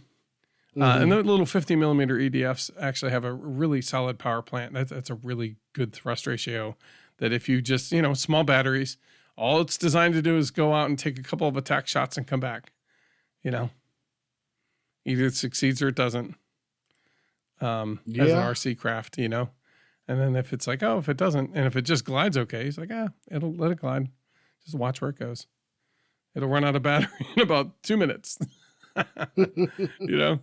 But yeah, definitely something that I'm excited to learn about the Goblin, because that's kind of the I guess trying to figure out the concept of how can we make this work, because this is not the first time people have thought, hey, if we could haul instead of having an airliner on the ocean or have a aircraft carrier, it's like we can deploy it a lot faster if it's in an airliner. So if we can deploy like 2 or 3 of these airliners with about 15 planes or 10 planes each, now we've got a whole armada that just drops out of the sky from nowhere. So anyway, yeah, I'm excited so that's the next one. So that's what we're going to learn about the McDonnell Douglas I guess they're not Douglas at that point. So the McDonnell XF-85 Goblin will be our next plane. And I'll say, I really didn't do this plane justice, because there's still so much information out there, and it had its own problems. Operating, financial, there was a bit of a battle between the Navy and the United States Air Force about it. So go spend some time and read, and we'll have a couple links in the description. There's just more information than I could have gotten through to prep. It's tough. There's a lot going on. Let's real quick. I showed a picture that was on this one of the websites we're going to link. The predecessor was the Boeing B-29 Superfortress, right? How does that compare size wise? I mean, just hit your zoom plus 50%, and that's pretty much what you're looking at. Exactly. And that's the thing is, like, you don't really kind of get the sense of that, but there's a picture, and maybe we'll post it in maybe some of the show notes or something like that. Maybe not in the show notes, but we'll post as part of the Discord announcement for the episode, or maybe a show comment. The picture of this plane, it's the B-29 Superfortress next to the XB-36. It's like, whoa, that is a big difference. Yeah. It's a massive difference. It's really incredible. There's even a double fuselage variant. It's awesome. All right. Thank you. It was a good topic. Hey. Good Well, pick. talk about topics. How about we do our main topic now? Okay, fine. Do we have to? No, of course we do. I mean, we're probably already at. Let me look. That's all right. We're cracking a little over an hour at this point. We got time. Yeah, okay. We got a little bit of time. I mean, I don't know how much so what Joe and I have both kind of stumbled into is one, we mentioned that we purchased a bunch of Depron, large Depron sheets, and you went to, what was the website again that you downloaded your plans from? It's like jetfighter.com or something like that. It's JetWorks RC, but that's not their website. Okay. But yeah, go find them out. And what plane are you looking to build? I've got the plans downloaded for the F-16. For the F-16. Okay. Mm-hmm. And I have looked at, and since it was interesting because Julius Perdone is a YouTuber who basically, I think he's in Singapore, the Philippines, or he's in, it's shame on me, by the way. But he's in the, Asian seaboard area. I don't even know where. It doesn't really tell, but he's basically not in this country, but he's out that way. Yeah. And he designed a really good looking stealth B-2 bomber. And okay. And it's one of those things, like, since I saw that video, I'm like, oh, he makes that look easy. What is this going to look like? Let's see what we could do. And I'll tell you what. So the plans are accessible. I'm not going to find it because, I'm looking for it and stuff. Of course. Oh, it's a shame on me. Arg. There we go. Yeah, but he basically made build one of your own B-2 Spirit stealth bomber out of Depron. Uses 70 millimeter EDFs with 12 bladed fans, 80 MPSCs, big giant battery to counteract the nose weight that you need to kind of balance it. He's got landing gear, how to build it from scratch, and all that kind of stuff. And really, it's a good looking model. And if you look at the professional one done by, I think is it Motion RC that put it out. There's a professional kit out there, and it's beautiful, but I mean, it's also fairly expensive because it's big. Everybody says it flies really well. So there's a lot of people going like, oh, you need to buy it. I don't know if it's Motion RC. Now it's going to kill me. RC Jets. If it's not, yeah, there it is. The Free Wing B-2 Spirit Bomber, twin 70 millimeter EDF jet, plug and play. It's like $600, which, based on the reviews I see, everybody's like, it's worth it. There's working light systems. There's the what is that? Where the side, basically the ailerons open up for yaw control, yaw stability. It's like crow's foot or something. Yeah. Crow's foot is where the flaps go down and the ailerons go up, and it has the same effect. Where this is actually clamshelled ailerons that open up. Normally they go up or down together, but if you do basically the yaw control, each of them open up differentially, so you can get the yaw control. And then they also have inner flaps / elevators. So there's like an inner control surface that does the elevator or flaps, I guess, if it can be used like that. But again, it's $600, right? Like, but it's plug and play. Like, you don't have to do anything but get some batteries, and they're going to be 6L big batteries. Go have some fun with it. So this guy kind of said, hey, you can do that at home. You don't need all that. And so I was like, oh yeah, let me get some Depron. And so that was one of the things I had in mind when you're like, oh man, I want to buy some Depron. I don't want to buy a whole box. I'm like, that's okay. I don't need a whole box either. I need about half a box. I need about 3 whole giant sheets. And I haven't splurged for that, but boy, I would love it. So anyway, so we did. So when we got that, Joe, you want to have a box. Oh no. Okay. What are we going to do? Yeah. Okay, done. What? Yeah, exactly. So he's got a paper dash replica with a K.com is where he has all his plans, and he has a downloadable PDF for free. It has all the information. You basically can print it out in 72 pages of regular, letter sheet paper, or you can do 3 giant 48 or 44 by, I think, 32 or 36 sheets.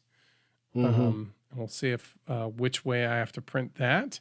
It may be worthwhile going down to print that out. I might have actually already done that. But anyway, so he kind of shows, how to do, and then he even has a decal sheet and stuff like that where you can do the, no step kind of stuff, and the little, black and white Air Force symbol and some of the other, decals. Has a full deal on how to get it set up, and even if you don't have EDFs, you can set up as slot and prop kind of setups. And it looks like they're using DXW 3536 1200 kV motors. So that's pretty much CPAC motors with a 9x6x3 prop. Simple enough, right? And it looks good, man. I watched it fly, and I'm sure if you put a stabilizer in it, it'll make it even easier to fly around. So inspiring, to say the least. So after looking at that, I'm like, oh no, what am I going to need to, because this has got to be kind of floppy after a bit, right? That's pretty long wingspans.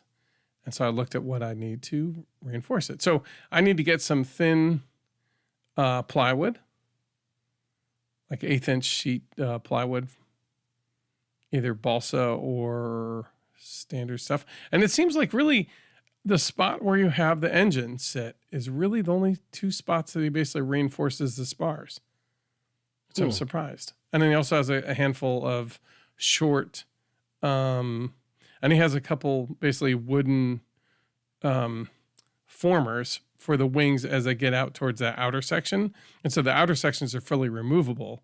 And so he basically does a couple of the formers out of ply, and then glues in carbon fiber rod, and then creates basically like a female plug in the outer section of the wing. So basically you just kind of push the wings on, you put a clip to hold them together, and off you go.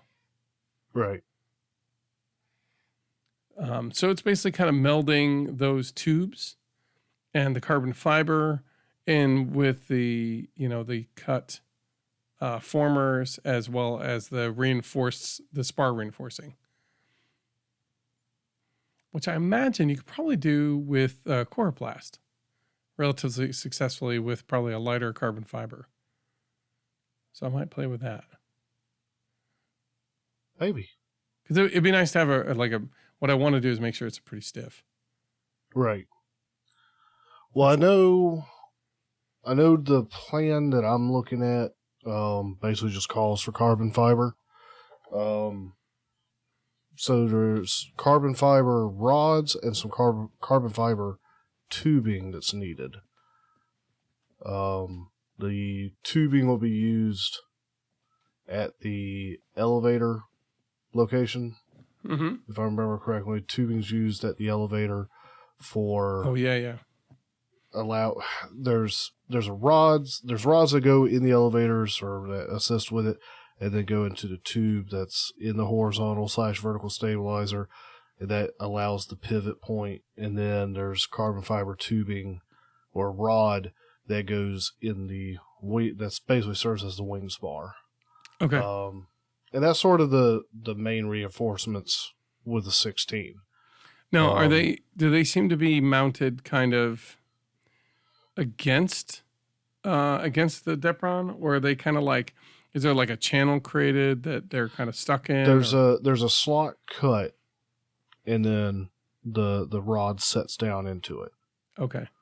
And then you basically like tape off one side and glue, and then put the rod. I'd have to watch the video again. Okay. But you're basically just kind of gluing it in there, and then gluing. It might be that you go ahead and glue one. You may be that you go ahead and start stacking. Again, I gotta watch the video, because one of the things I was going to talk about, a difference in building with Depron that I'm going to be used to, is that I will be stacking layers Oh, Not okay. so much trying to do. There'll be some folding and working with this plan, but a lot of the shape and form is going to come more from stacking consecutively smaller pieces, forming that round, and then it'll be going in and cutting and sanding Okay. to To smooth the that shape. out. But yeah, To the you kind final of shape. Minecraft stair step it up and then smooth it out to the final shape. Yeah. right. Okay. And then I basically, are you know kind of creating a template then that you place it against the wing at certain spots to see that you're making the appropriate profile? no, I think you're just kind of averaging what's there. No, that's fine. I'm really curious, especially as you go. I'm curious to see how you tackle that specifically. And again, I don't think you have to be terribly, especially if you're doing is it a Klein Fogelman? Where it's No, I actually think this stepped wing design where the front edge is curved, but the back edges are stepped. no. This will still be, I think, Full profile. all smoothed. Okay. It'll be the proper shape. Yeah. But then jet wings are very thin anyway, so Yeah, they are. They are. Yeah, if you need any serious curving, I would take, based on what I'm seeing with some of the build videos for other, Depron builds by this guy, and the bomber, the B2 bomber, is use a heat gun on the really curved spots and have like a pipe, like a 1 inch or 1.5 inch, like a PVC pipe or something like that to kind of curl it around. mm-hmm. Either as you heat it or just after you heat it. That way it gets a consistent form as it cools, and it'll keep that form. Okay.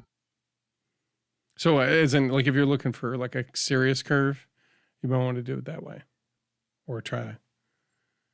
And then the other thing we talked about is having, even if it's blue painter's tape, if you're making a serious curve, consider putting blue foam tape, blue painter's tape along the outside edge of where you're curling.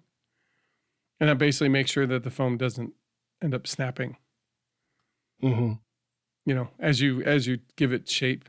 And then after it holds its shape for a little while, again, using sometimes the heat gun, once it's held its shape for like a day, you can take the tape off and it'll hold that shape and it won't crack. So I don't know how much in the way of contouring you're going to have. I know for the B2, the center section has a lot of reasonable contours, but it's done similar to you, like where you have like the somewhat boxy shape, but it's like, okay, after you got the boxy shape, now you're going to do it like you do a balsa model where you kind of sand down the corners so it's smoother. Right. And like, you fill in that fillet with just material that you then go back with a large radius and sandpaper and sand it to a smooth fillet radius. Mm-hmm. That way you have a smooth transition from like a wing to the fuse. And then as you go from the fuse over top of a canopy or over top of the maybe a square-ish turtle deck, it might be in like a trapezoid shape. It's like you just smooth those edges. You build up the inner corners and just sand until you get the shape you want. Right.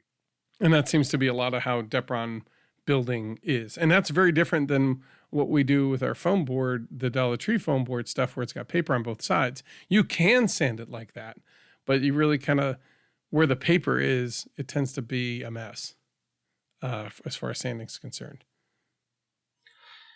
It can be, yeah.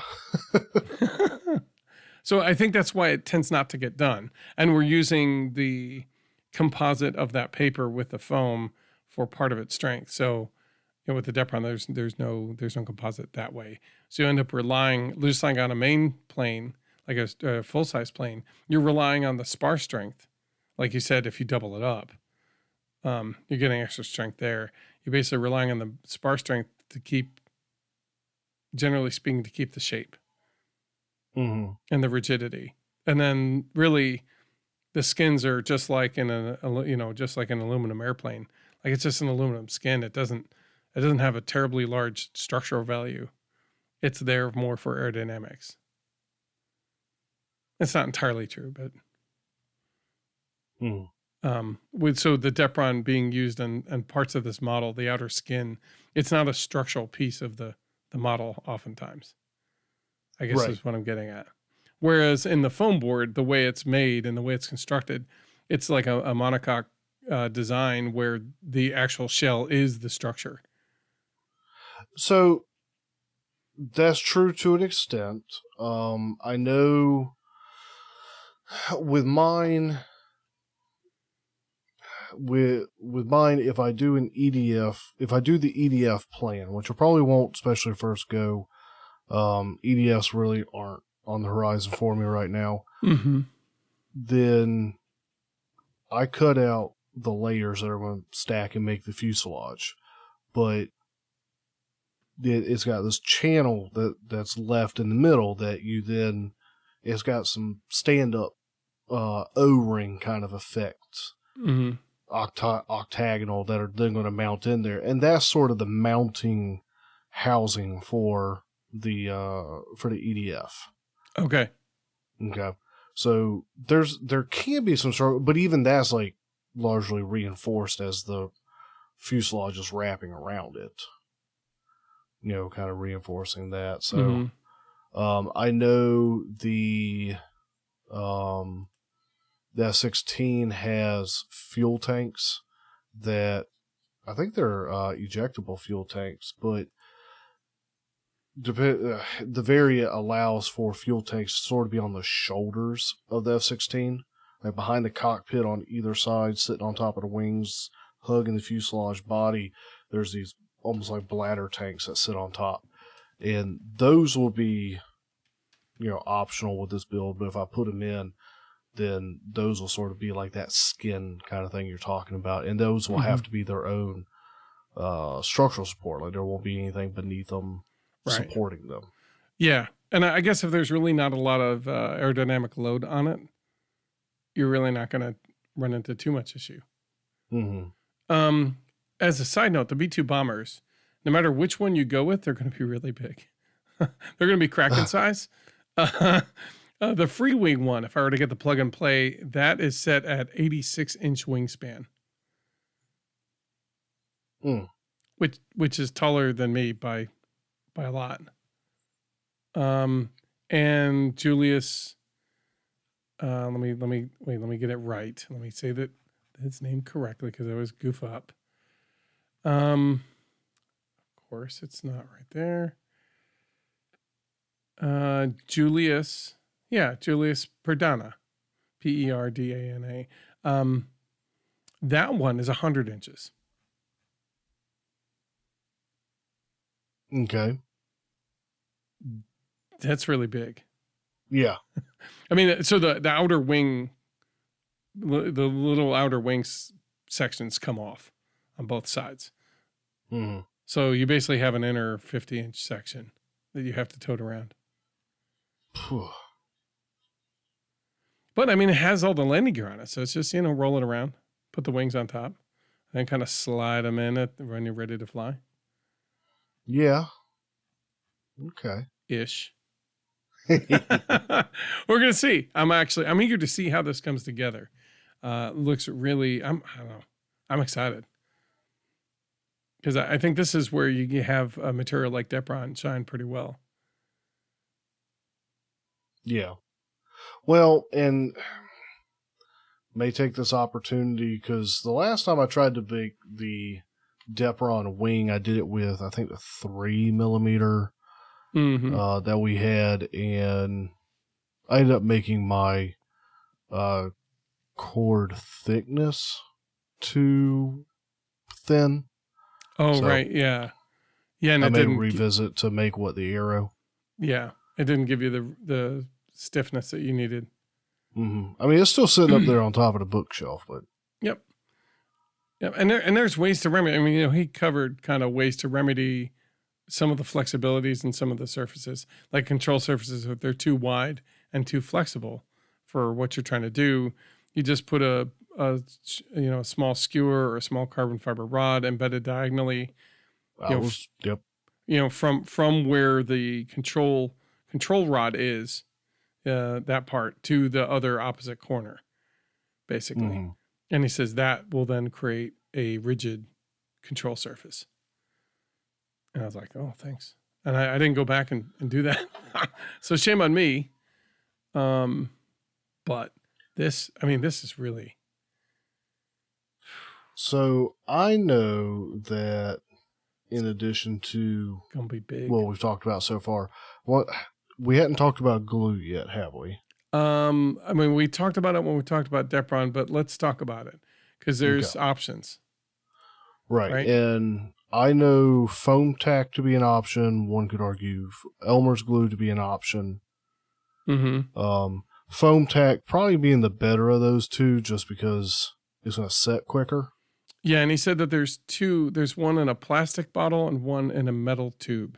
And he said the one in the metal tube is going to last you longer because there's something that happens, either the degradation from maybe light or the plastic somehow leaks air in or creates some sort of interaction with the glue that after a certain amount of time, the glue is done.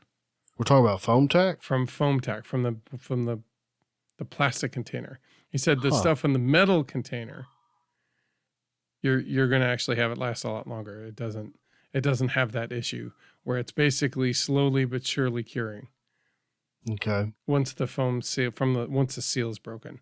I guess maybe the cap doesn't create as tight a seal as you want, especially when you get goop all over it. You try to clean it off and there's still a little bit of goop and you put the cap back on. It's tight enough. It's like, well, what's happening is there is air leaking in and that contact cement is curing slowly. Mm-hmm. And so what happens is it doesn't last once you open it. Whereas the metal cap, once you close that down, it's not leaking anywhere because it's literally like a metal, I guess. That's I've noticed at least the plastic bottle that held true for me. Yeah. So, foam tack, I know that the guys in the video in the Jetworks RC stuff in their build videos, there's some goop that they're using. I cannot for the life of me remember what they were calling it in there, but it's like I don't know if it's a Mudge Podge or there's some glue they're using that is probably more of a local glue for them where we'll say, right. Elmer's, it might be their version of Elmer's. I don't know. But it's doing basically the same thing. Now, the other option is, what did you call it, Matt? E600? E600, I think, is the name of the stuff. And you can find it at all the Dollar Generals and stuff like that. It's basically like a multi-purpose contact cement. Comes in a metal tube. It's, I thought it was like, is it E6000 or E600? It's E6000. E6000. E6000. Yeah, if you're in the States, you've seen it. It's a gray bottle with a red outline, black lettering, like bold letters.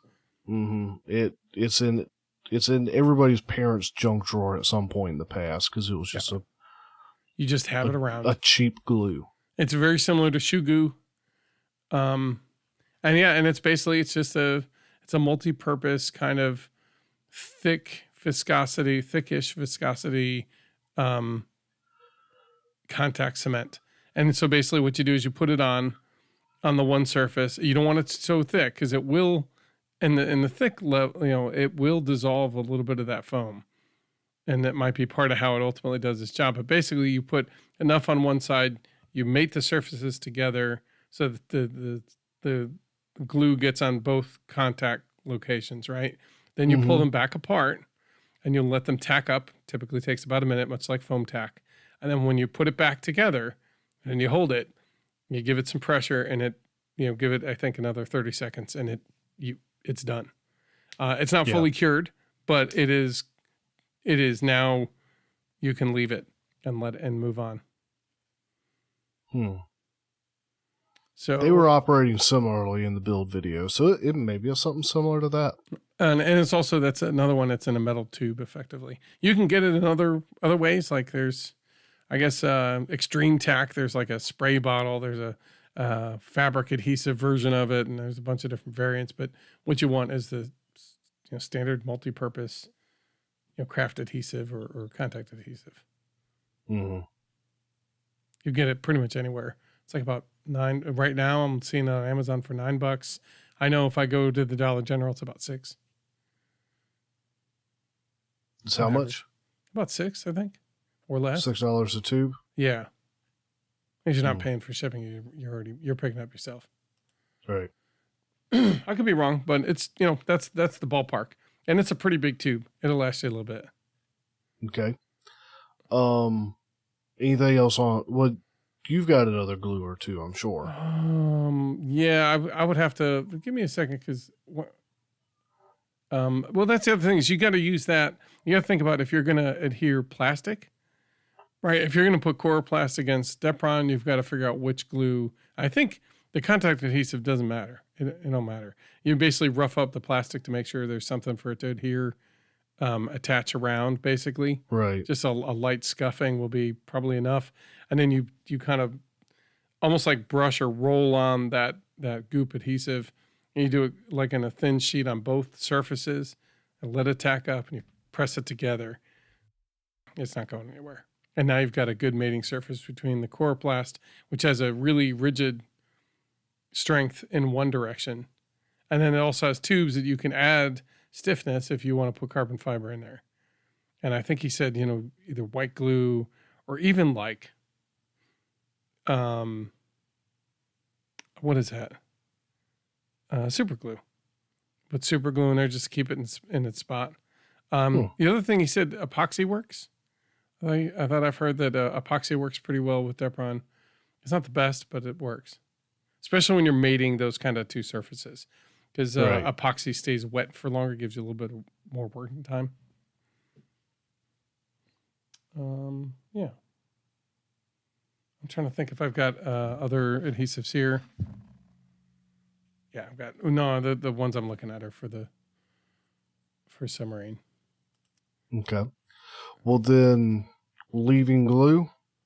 Yeah, we can do that. That'd be fine. Okay. I had another thought.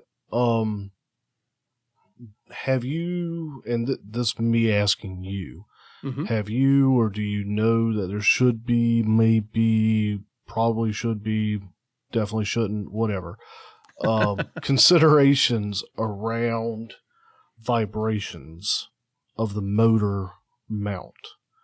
So with the foam board, we make generally what we're doing, we make the U-shape power pod box, whether it's flight test power pod or Sam's thing.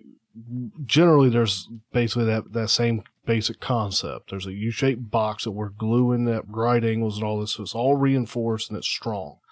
But with the Depron, I've not gotten to that part in the build yet, but even if we do you shape it up or box it up, it's still that flimsy Depron structure.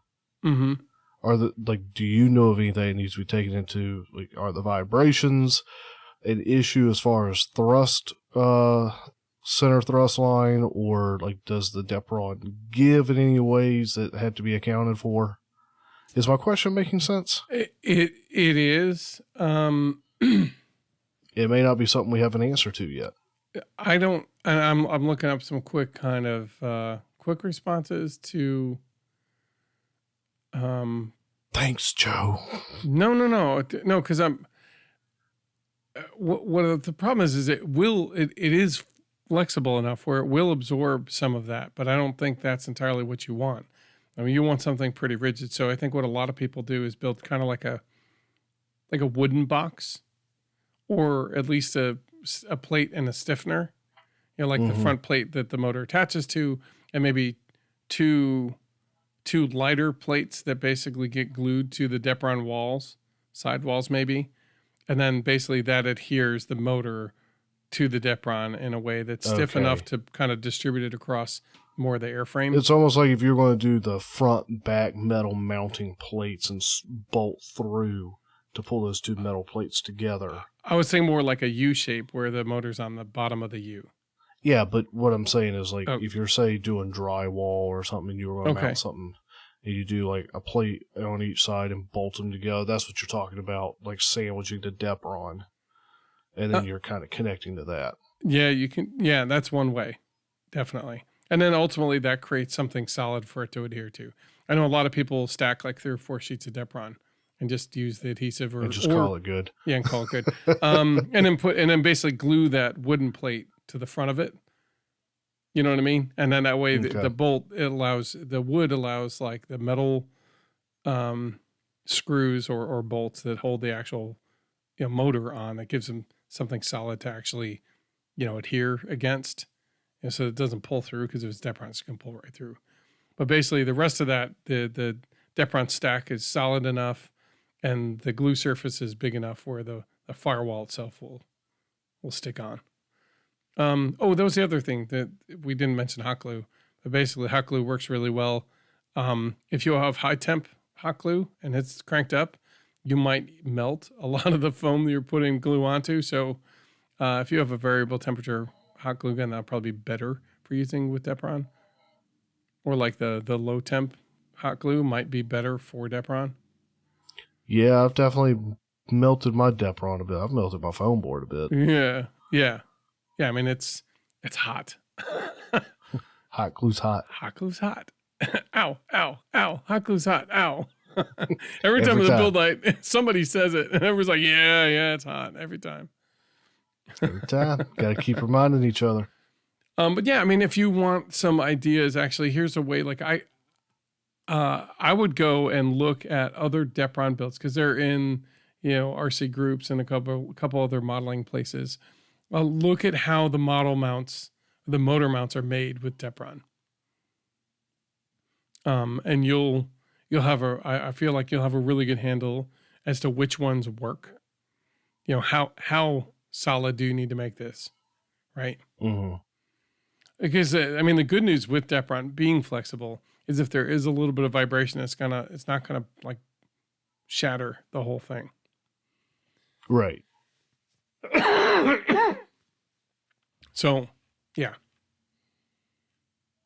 So have to see how that works. I mean, some of that's going to be just experimentation for us, you and me. Like I've never really played with that. I was thinking about putting kind of like almost like a solid Depron block and gluing the firewall to it. I mean, in our cases, we're going to have instructions for it. Yeah, I mean, and what I've seen is that there's basically a wooden plate that gets glued to maybe a couple layers of Depron. And then you use the little wood screws that come with it to screw the motor, in my case, the EDFs, down at the attachment points to those little wooden plates. And of course, the screw probably goes a little bit further in the Depron, but as long as that little wooden plate has enough surface to bind to the Depron, you're basically attaching it to the spar itself. Mm-hmm. And I imagine it's much the same as a tractor, if you're using it as a tractor or pusher or something like that. I mean, if that makes sense, right? Yeah. Yep. Good. I mean, those were sort of the thoughts and such I had on Depron. No, those are kind of the big things you got to pay attention to. That and landing gear. Distribute the landing load far enough across. Think about landing gear. Well, the B2 here that I have has landing gears, and it's thick. It's very similar to the flight test. Now it's like 1/8 wire. You know what I mean? With a couple plates connecting the two. The upper plate is what gets attached to the bottom of the Depron, or to like a small recess in the Depron. So you have like a hole in the bottom layer, like the actual, skin layer. And then an inner layer that sits behind that exceeds, where that hole is, so that it's solid enough. And then there's usually spars on top, like almost boxed in at the edges of that. And then that little recess is where the landing gear wooden plate goes up and attaches to. And then it stays like that. I think in this model he doesn't have it. It's not retracts or anything. Mm-hmm. You could put it in that way though. You could create like a small box, use a wooden backer and a couple maybe wooden small plywood walls to create a stiff enough thing, but basically the spars that are built into the plane outline the edges of that, that wheel mount. So that way it's supported all around the entire, bearing plate at the top of the wheel gear set.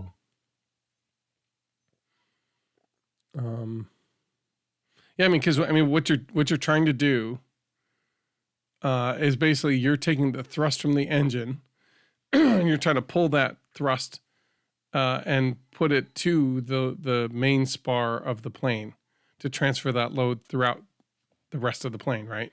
So that way it goes forward. And then as it lands, you want the load of the land to go into the spar, which is the main structural element, to basically pass that load across the entire plane.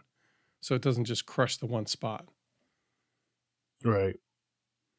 As long as you do those things well enough, you'll have a sturdy enough plane.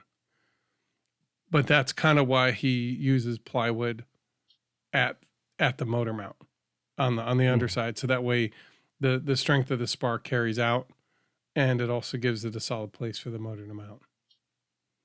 And that's part of the reason why he has a couple of the plywood formers instead of using Depron formers, which are plenty for the shape for general flying. But because the outer wing loads are transferred to the main body, they have to be transferred to something, and they get transferred to those formers, which connect to the spars. And basically, so if you look at like load tree transfer, it goes from the outer wing where the lift load is mostly, and that transfers through the carbon fiber into the main body to the formers, those plywood formers. The plywood formers are then attached to the three main spars in different spots. And then, so those transfer the loads directly to the rest of the plane. Okay.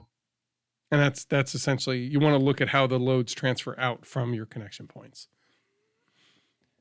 And the higher the load, the less it branches out, the higher the concentration of that load's going to be.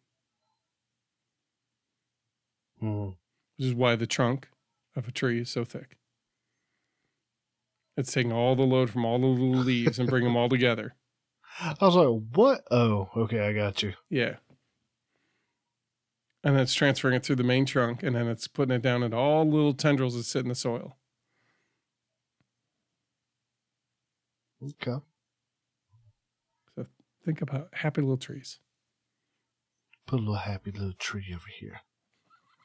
Bob Ross. You're ruining your painting. What are you doing? It's a bravery test. You can do it. I hadn't heard that line. Yeah.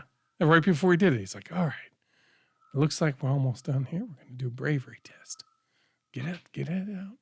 We're going to make a tree. We're going to put one right here. Right in the foreground. It's going to look beautiful. And you're watching him put this giant, like, brown stick in the middle of the painting. The whole length of it, you're like, oh no, what has he done? And of course, did a bravery test. Bravery test, yep. And sure enough, by the end of it, it looks like it belongs there. So. Diversions aside. Yeah, so anything else on Depron? I mean, I'm sure we talked forever, but well, another option, maybe as a composite, is to truly look at making the skin a structural element by putting either a carbon fiber or, okay, now I can't think of it, fiberglass, and using essentially what they, what main commercial airline structures use, and basically doing layers of a composite, of a, what is that thing? Epoxy. Yeah, I was about to say, could you just like thin coat epoxy on the outside of your finished thing? Yeah, and then basically as it's damp, if you have enough, it's basically, and as I heard, the way you measure it is however much glass or carbon fiber you're going to put, however much weight you're going to put in there, that's how much epoxy you're going to make. So that epoxy should be enough to spread across the surface. And once you put the glass in, it's going to bleed through the glass just enough. That's going to be the right amount of epoxy. And once it's kind of stuck, you do like, if you have any left, you kind of do a top coat. So you come at it from the bottom and you do it from the top, if you have any left over. And then at that point, usually do more than one layer, and you do the layers like 45 degrees to each other for the weave, unless it's unidirectional. And you do unidirectional because you're doing some sort of tensile stiffening. In the Depron builds, basically, if you're putting in tape along the spar, that's your tensile stiffener. And the main spar creates the compression. Okay. It handles a lot of the compression and bending moment that if the tape doesn't. Yeah.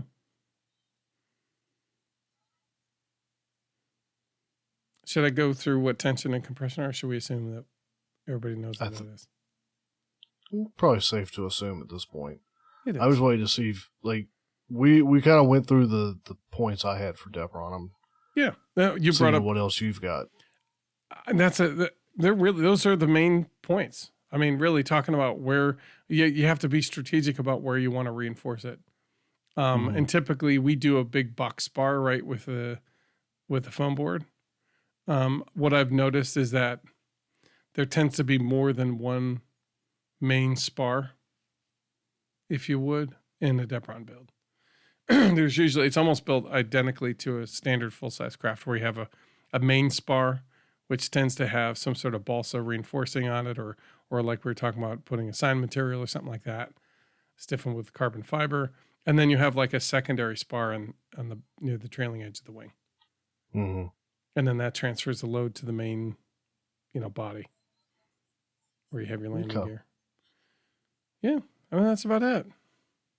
I don't know. I think you brought up the key points that we needed to make sure we covered, as we're considering, what do we need to do? Honestly, the only other thing, which we covered was, control surfaces. The bigger they get, the less rigid, the Depron's going to be. Mm-hmm. So we need to consider reinforcing it in some way, whether it be with a flat stock or some sort of, even a small 2 millimeter, carbon fiber stick kind of embedded in it would probably be enough to stiffen that surface. So it acts as one body. I know. It doesn't flex.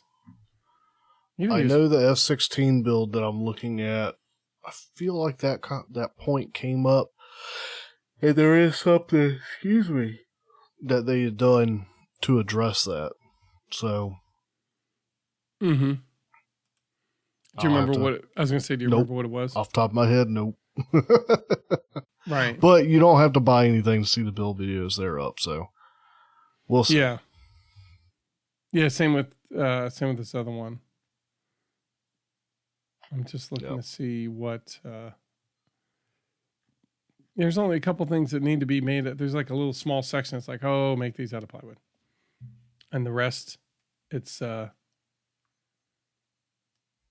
5 millimeter Depron, and a little bit of smaller stuff, which I'll probably just adapt. Mm-hmm. Because I might actually have enough of the small stuff.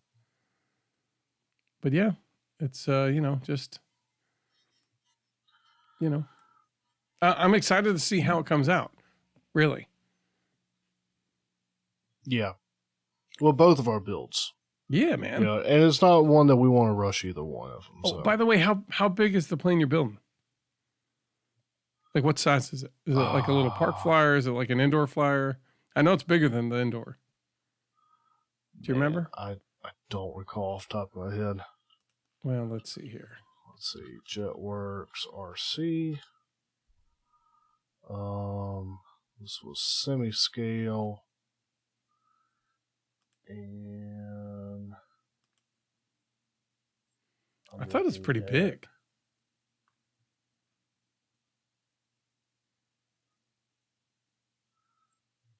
There's the Fighting Falcon. Trying to see if there's details to be had on this.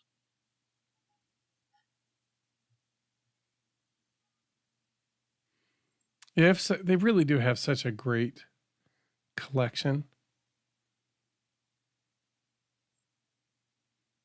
They have a really good collection of planes, jets specifically. It's pretty impressive.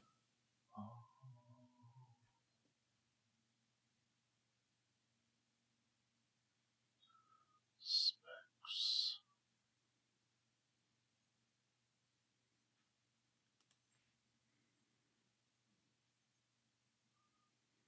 Let's see.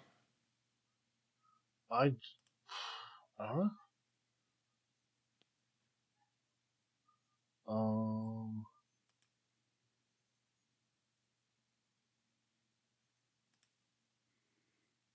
You said it's the F-16? Yeah. I'm looking to see if there's anything on the. Like I clicked on specs and I saw very little.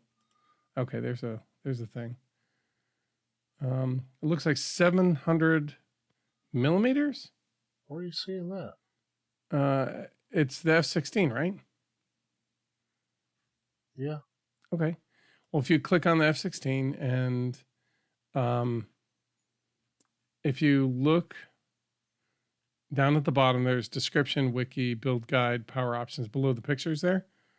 Video, specs, build log, reviews. There's, if you click on specs, it gives you a link to. I didn't know that was a link. Yeah, it's a link to basic drawing. Dumb. And so it's, was that 1 meter? 700 mil. Shy of a meter. Meter long, 700 millimeter wide. All right, so 7 feet by, 2.5. Little. No. 30 inches. 700 millimeter to inch as 27 and a half inches. Okay, so 2.25 feet by a meter is 3.3 feet. Yep. It's going to fill the back of your car, that's for sure. Oh, yeah. It's a good looking bird, man. It's not that small either. I'm looking forward to it. Yeah, I think you should. It's a good looking build. All right. You're going to have fun with it. All right. I think that's it. So we're going to be working on those. We got build nights coming up. We got Saturday build party going into a maybe Saturday night ringing in the new year. We'll see some other projects. Anything else you want to talk about? No, just keep an eye out for maybe you can come up with the next noob wonder. Oh, we've got a bunch of ideas. We're going to select one, whatever we feel is the best one to represent the podcast, but definitely have a lot of ideas. It's not that hard to turn that idea into a plane from that looks like that from basically Spawn's, plans. Mm-hmm. They're easy to modify. So, with his blessing, of course. Well, I'm just saying if you just take his plans, cut out your own, and then if you want to make your own mods. Did we want to say that we were having him on next episode? I think you just did. I mean, we can always take this out. That's why I was asking.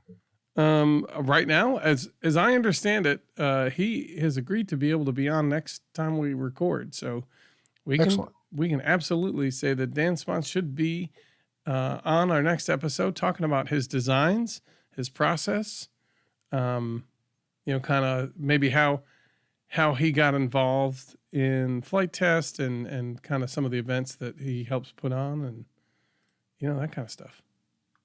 Nice. All right. Let's close it up, guys. Joe. As always, we thank you for tuning in and listening. Hopefully you've enjoyed listening as much as Matthew and I have enjoyed having this conversation and have learned as much as I have. And maybe, Matthew, you learned a little bit too? Or did you pretty much know it all? Yeah. Okay. I learned a lot about that F-16 just now, just in brief moments here. Nothing else. You'll be learning a lot about that Goblin Parasite fighter by next episode too. I'm going to have a working model too. Yeah. You're like, no, you won't. You might. I wouldn't put it past you. Yeah, I don't know. It'll be a Chuck Glider 2D version of it. Doesn't matter. No, it wouldn't surprise me. I know, right? All right. If you want to reach out to us, you can reach us aviationrcnoob@gmail.com. You can reach Matthew at aviationrcnoob.com. You can reach me, Joe, at aviationrcnoob.com. Feel free to swing by the website, aviationrcnoob.com, or swing through swing by the Facebook page. We've created a Facebook group as opposed to a page now. The page is still there, but the group just allows us better ability to see when stuff happens on Facebook. So if you haven't made that switch, go ahead and make that switch. If you need help with that, contact us in Discord. If you have any comments, concerns, questions, thoughts, feel free to leave them in the Discord. Send us an email. I think I already covered that point, but it's getting late and I'm tired. I'm rambling. Anything else, Matthew? No, just if you think this is worthwhile, see about sharing it with some friends. Otherwise, we'll see you next time. Later, guys. Bye.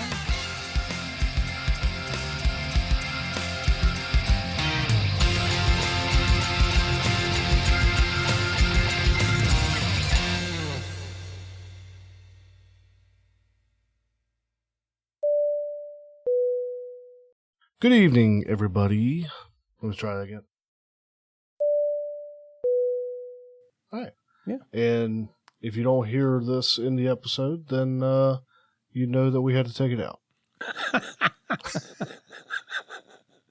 We're just going to leave that little part in.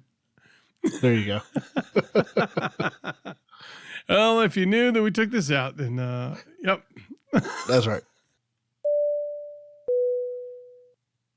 I've got to go back and just write that as a script, my outro, because I've been butchering it every time. I thought you had it, so Ever since I made that initial stink, I've been butchering it. Look, we could change it up. I'm enjoying just playing around with the .com. Oh, man. Oh, no. You remember those days.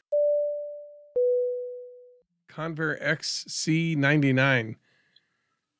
It's a transport version of the B-36, as if the B-36 wasn't big enough. It was like a double-decker version of it. Did you see that picture? No, I didn't. Oh, man, I'm copying this. I don't even remember. What are we supposed to talk about again?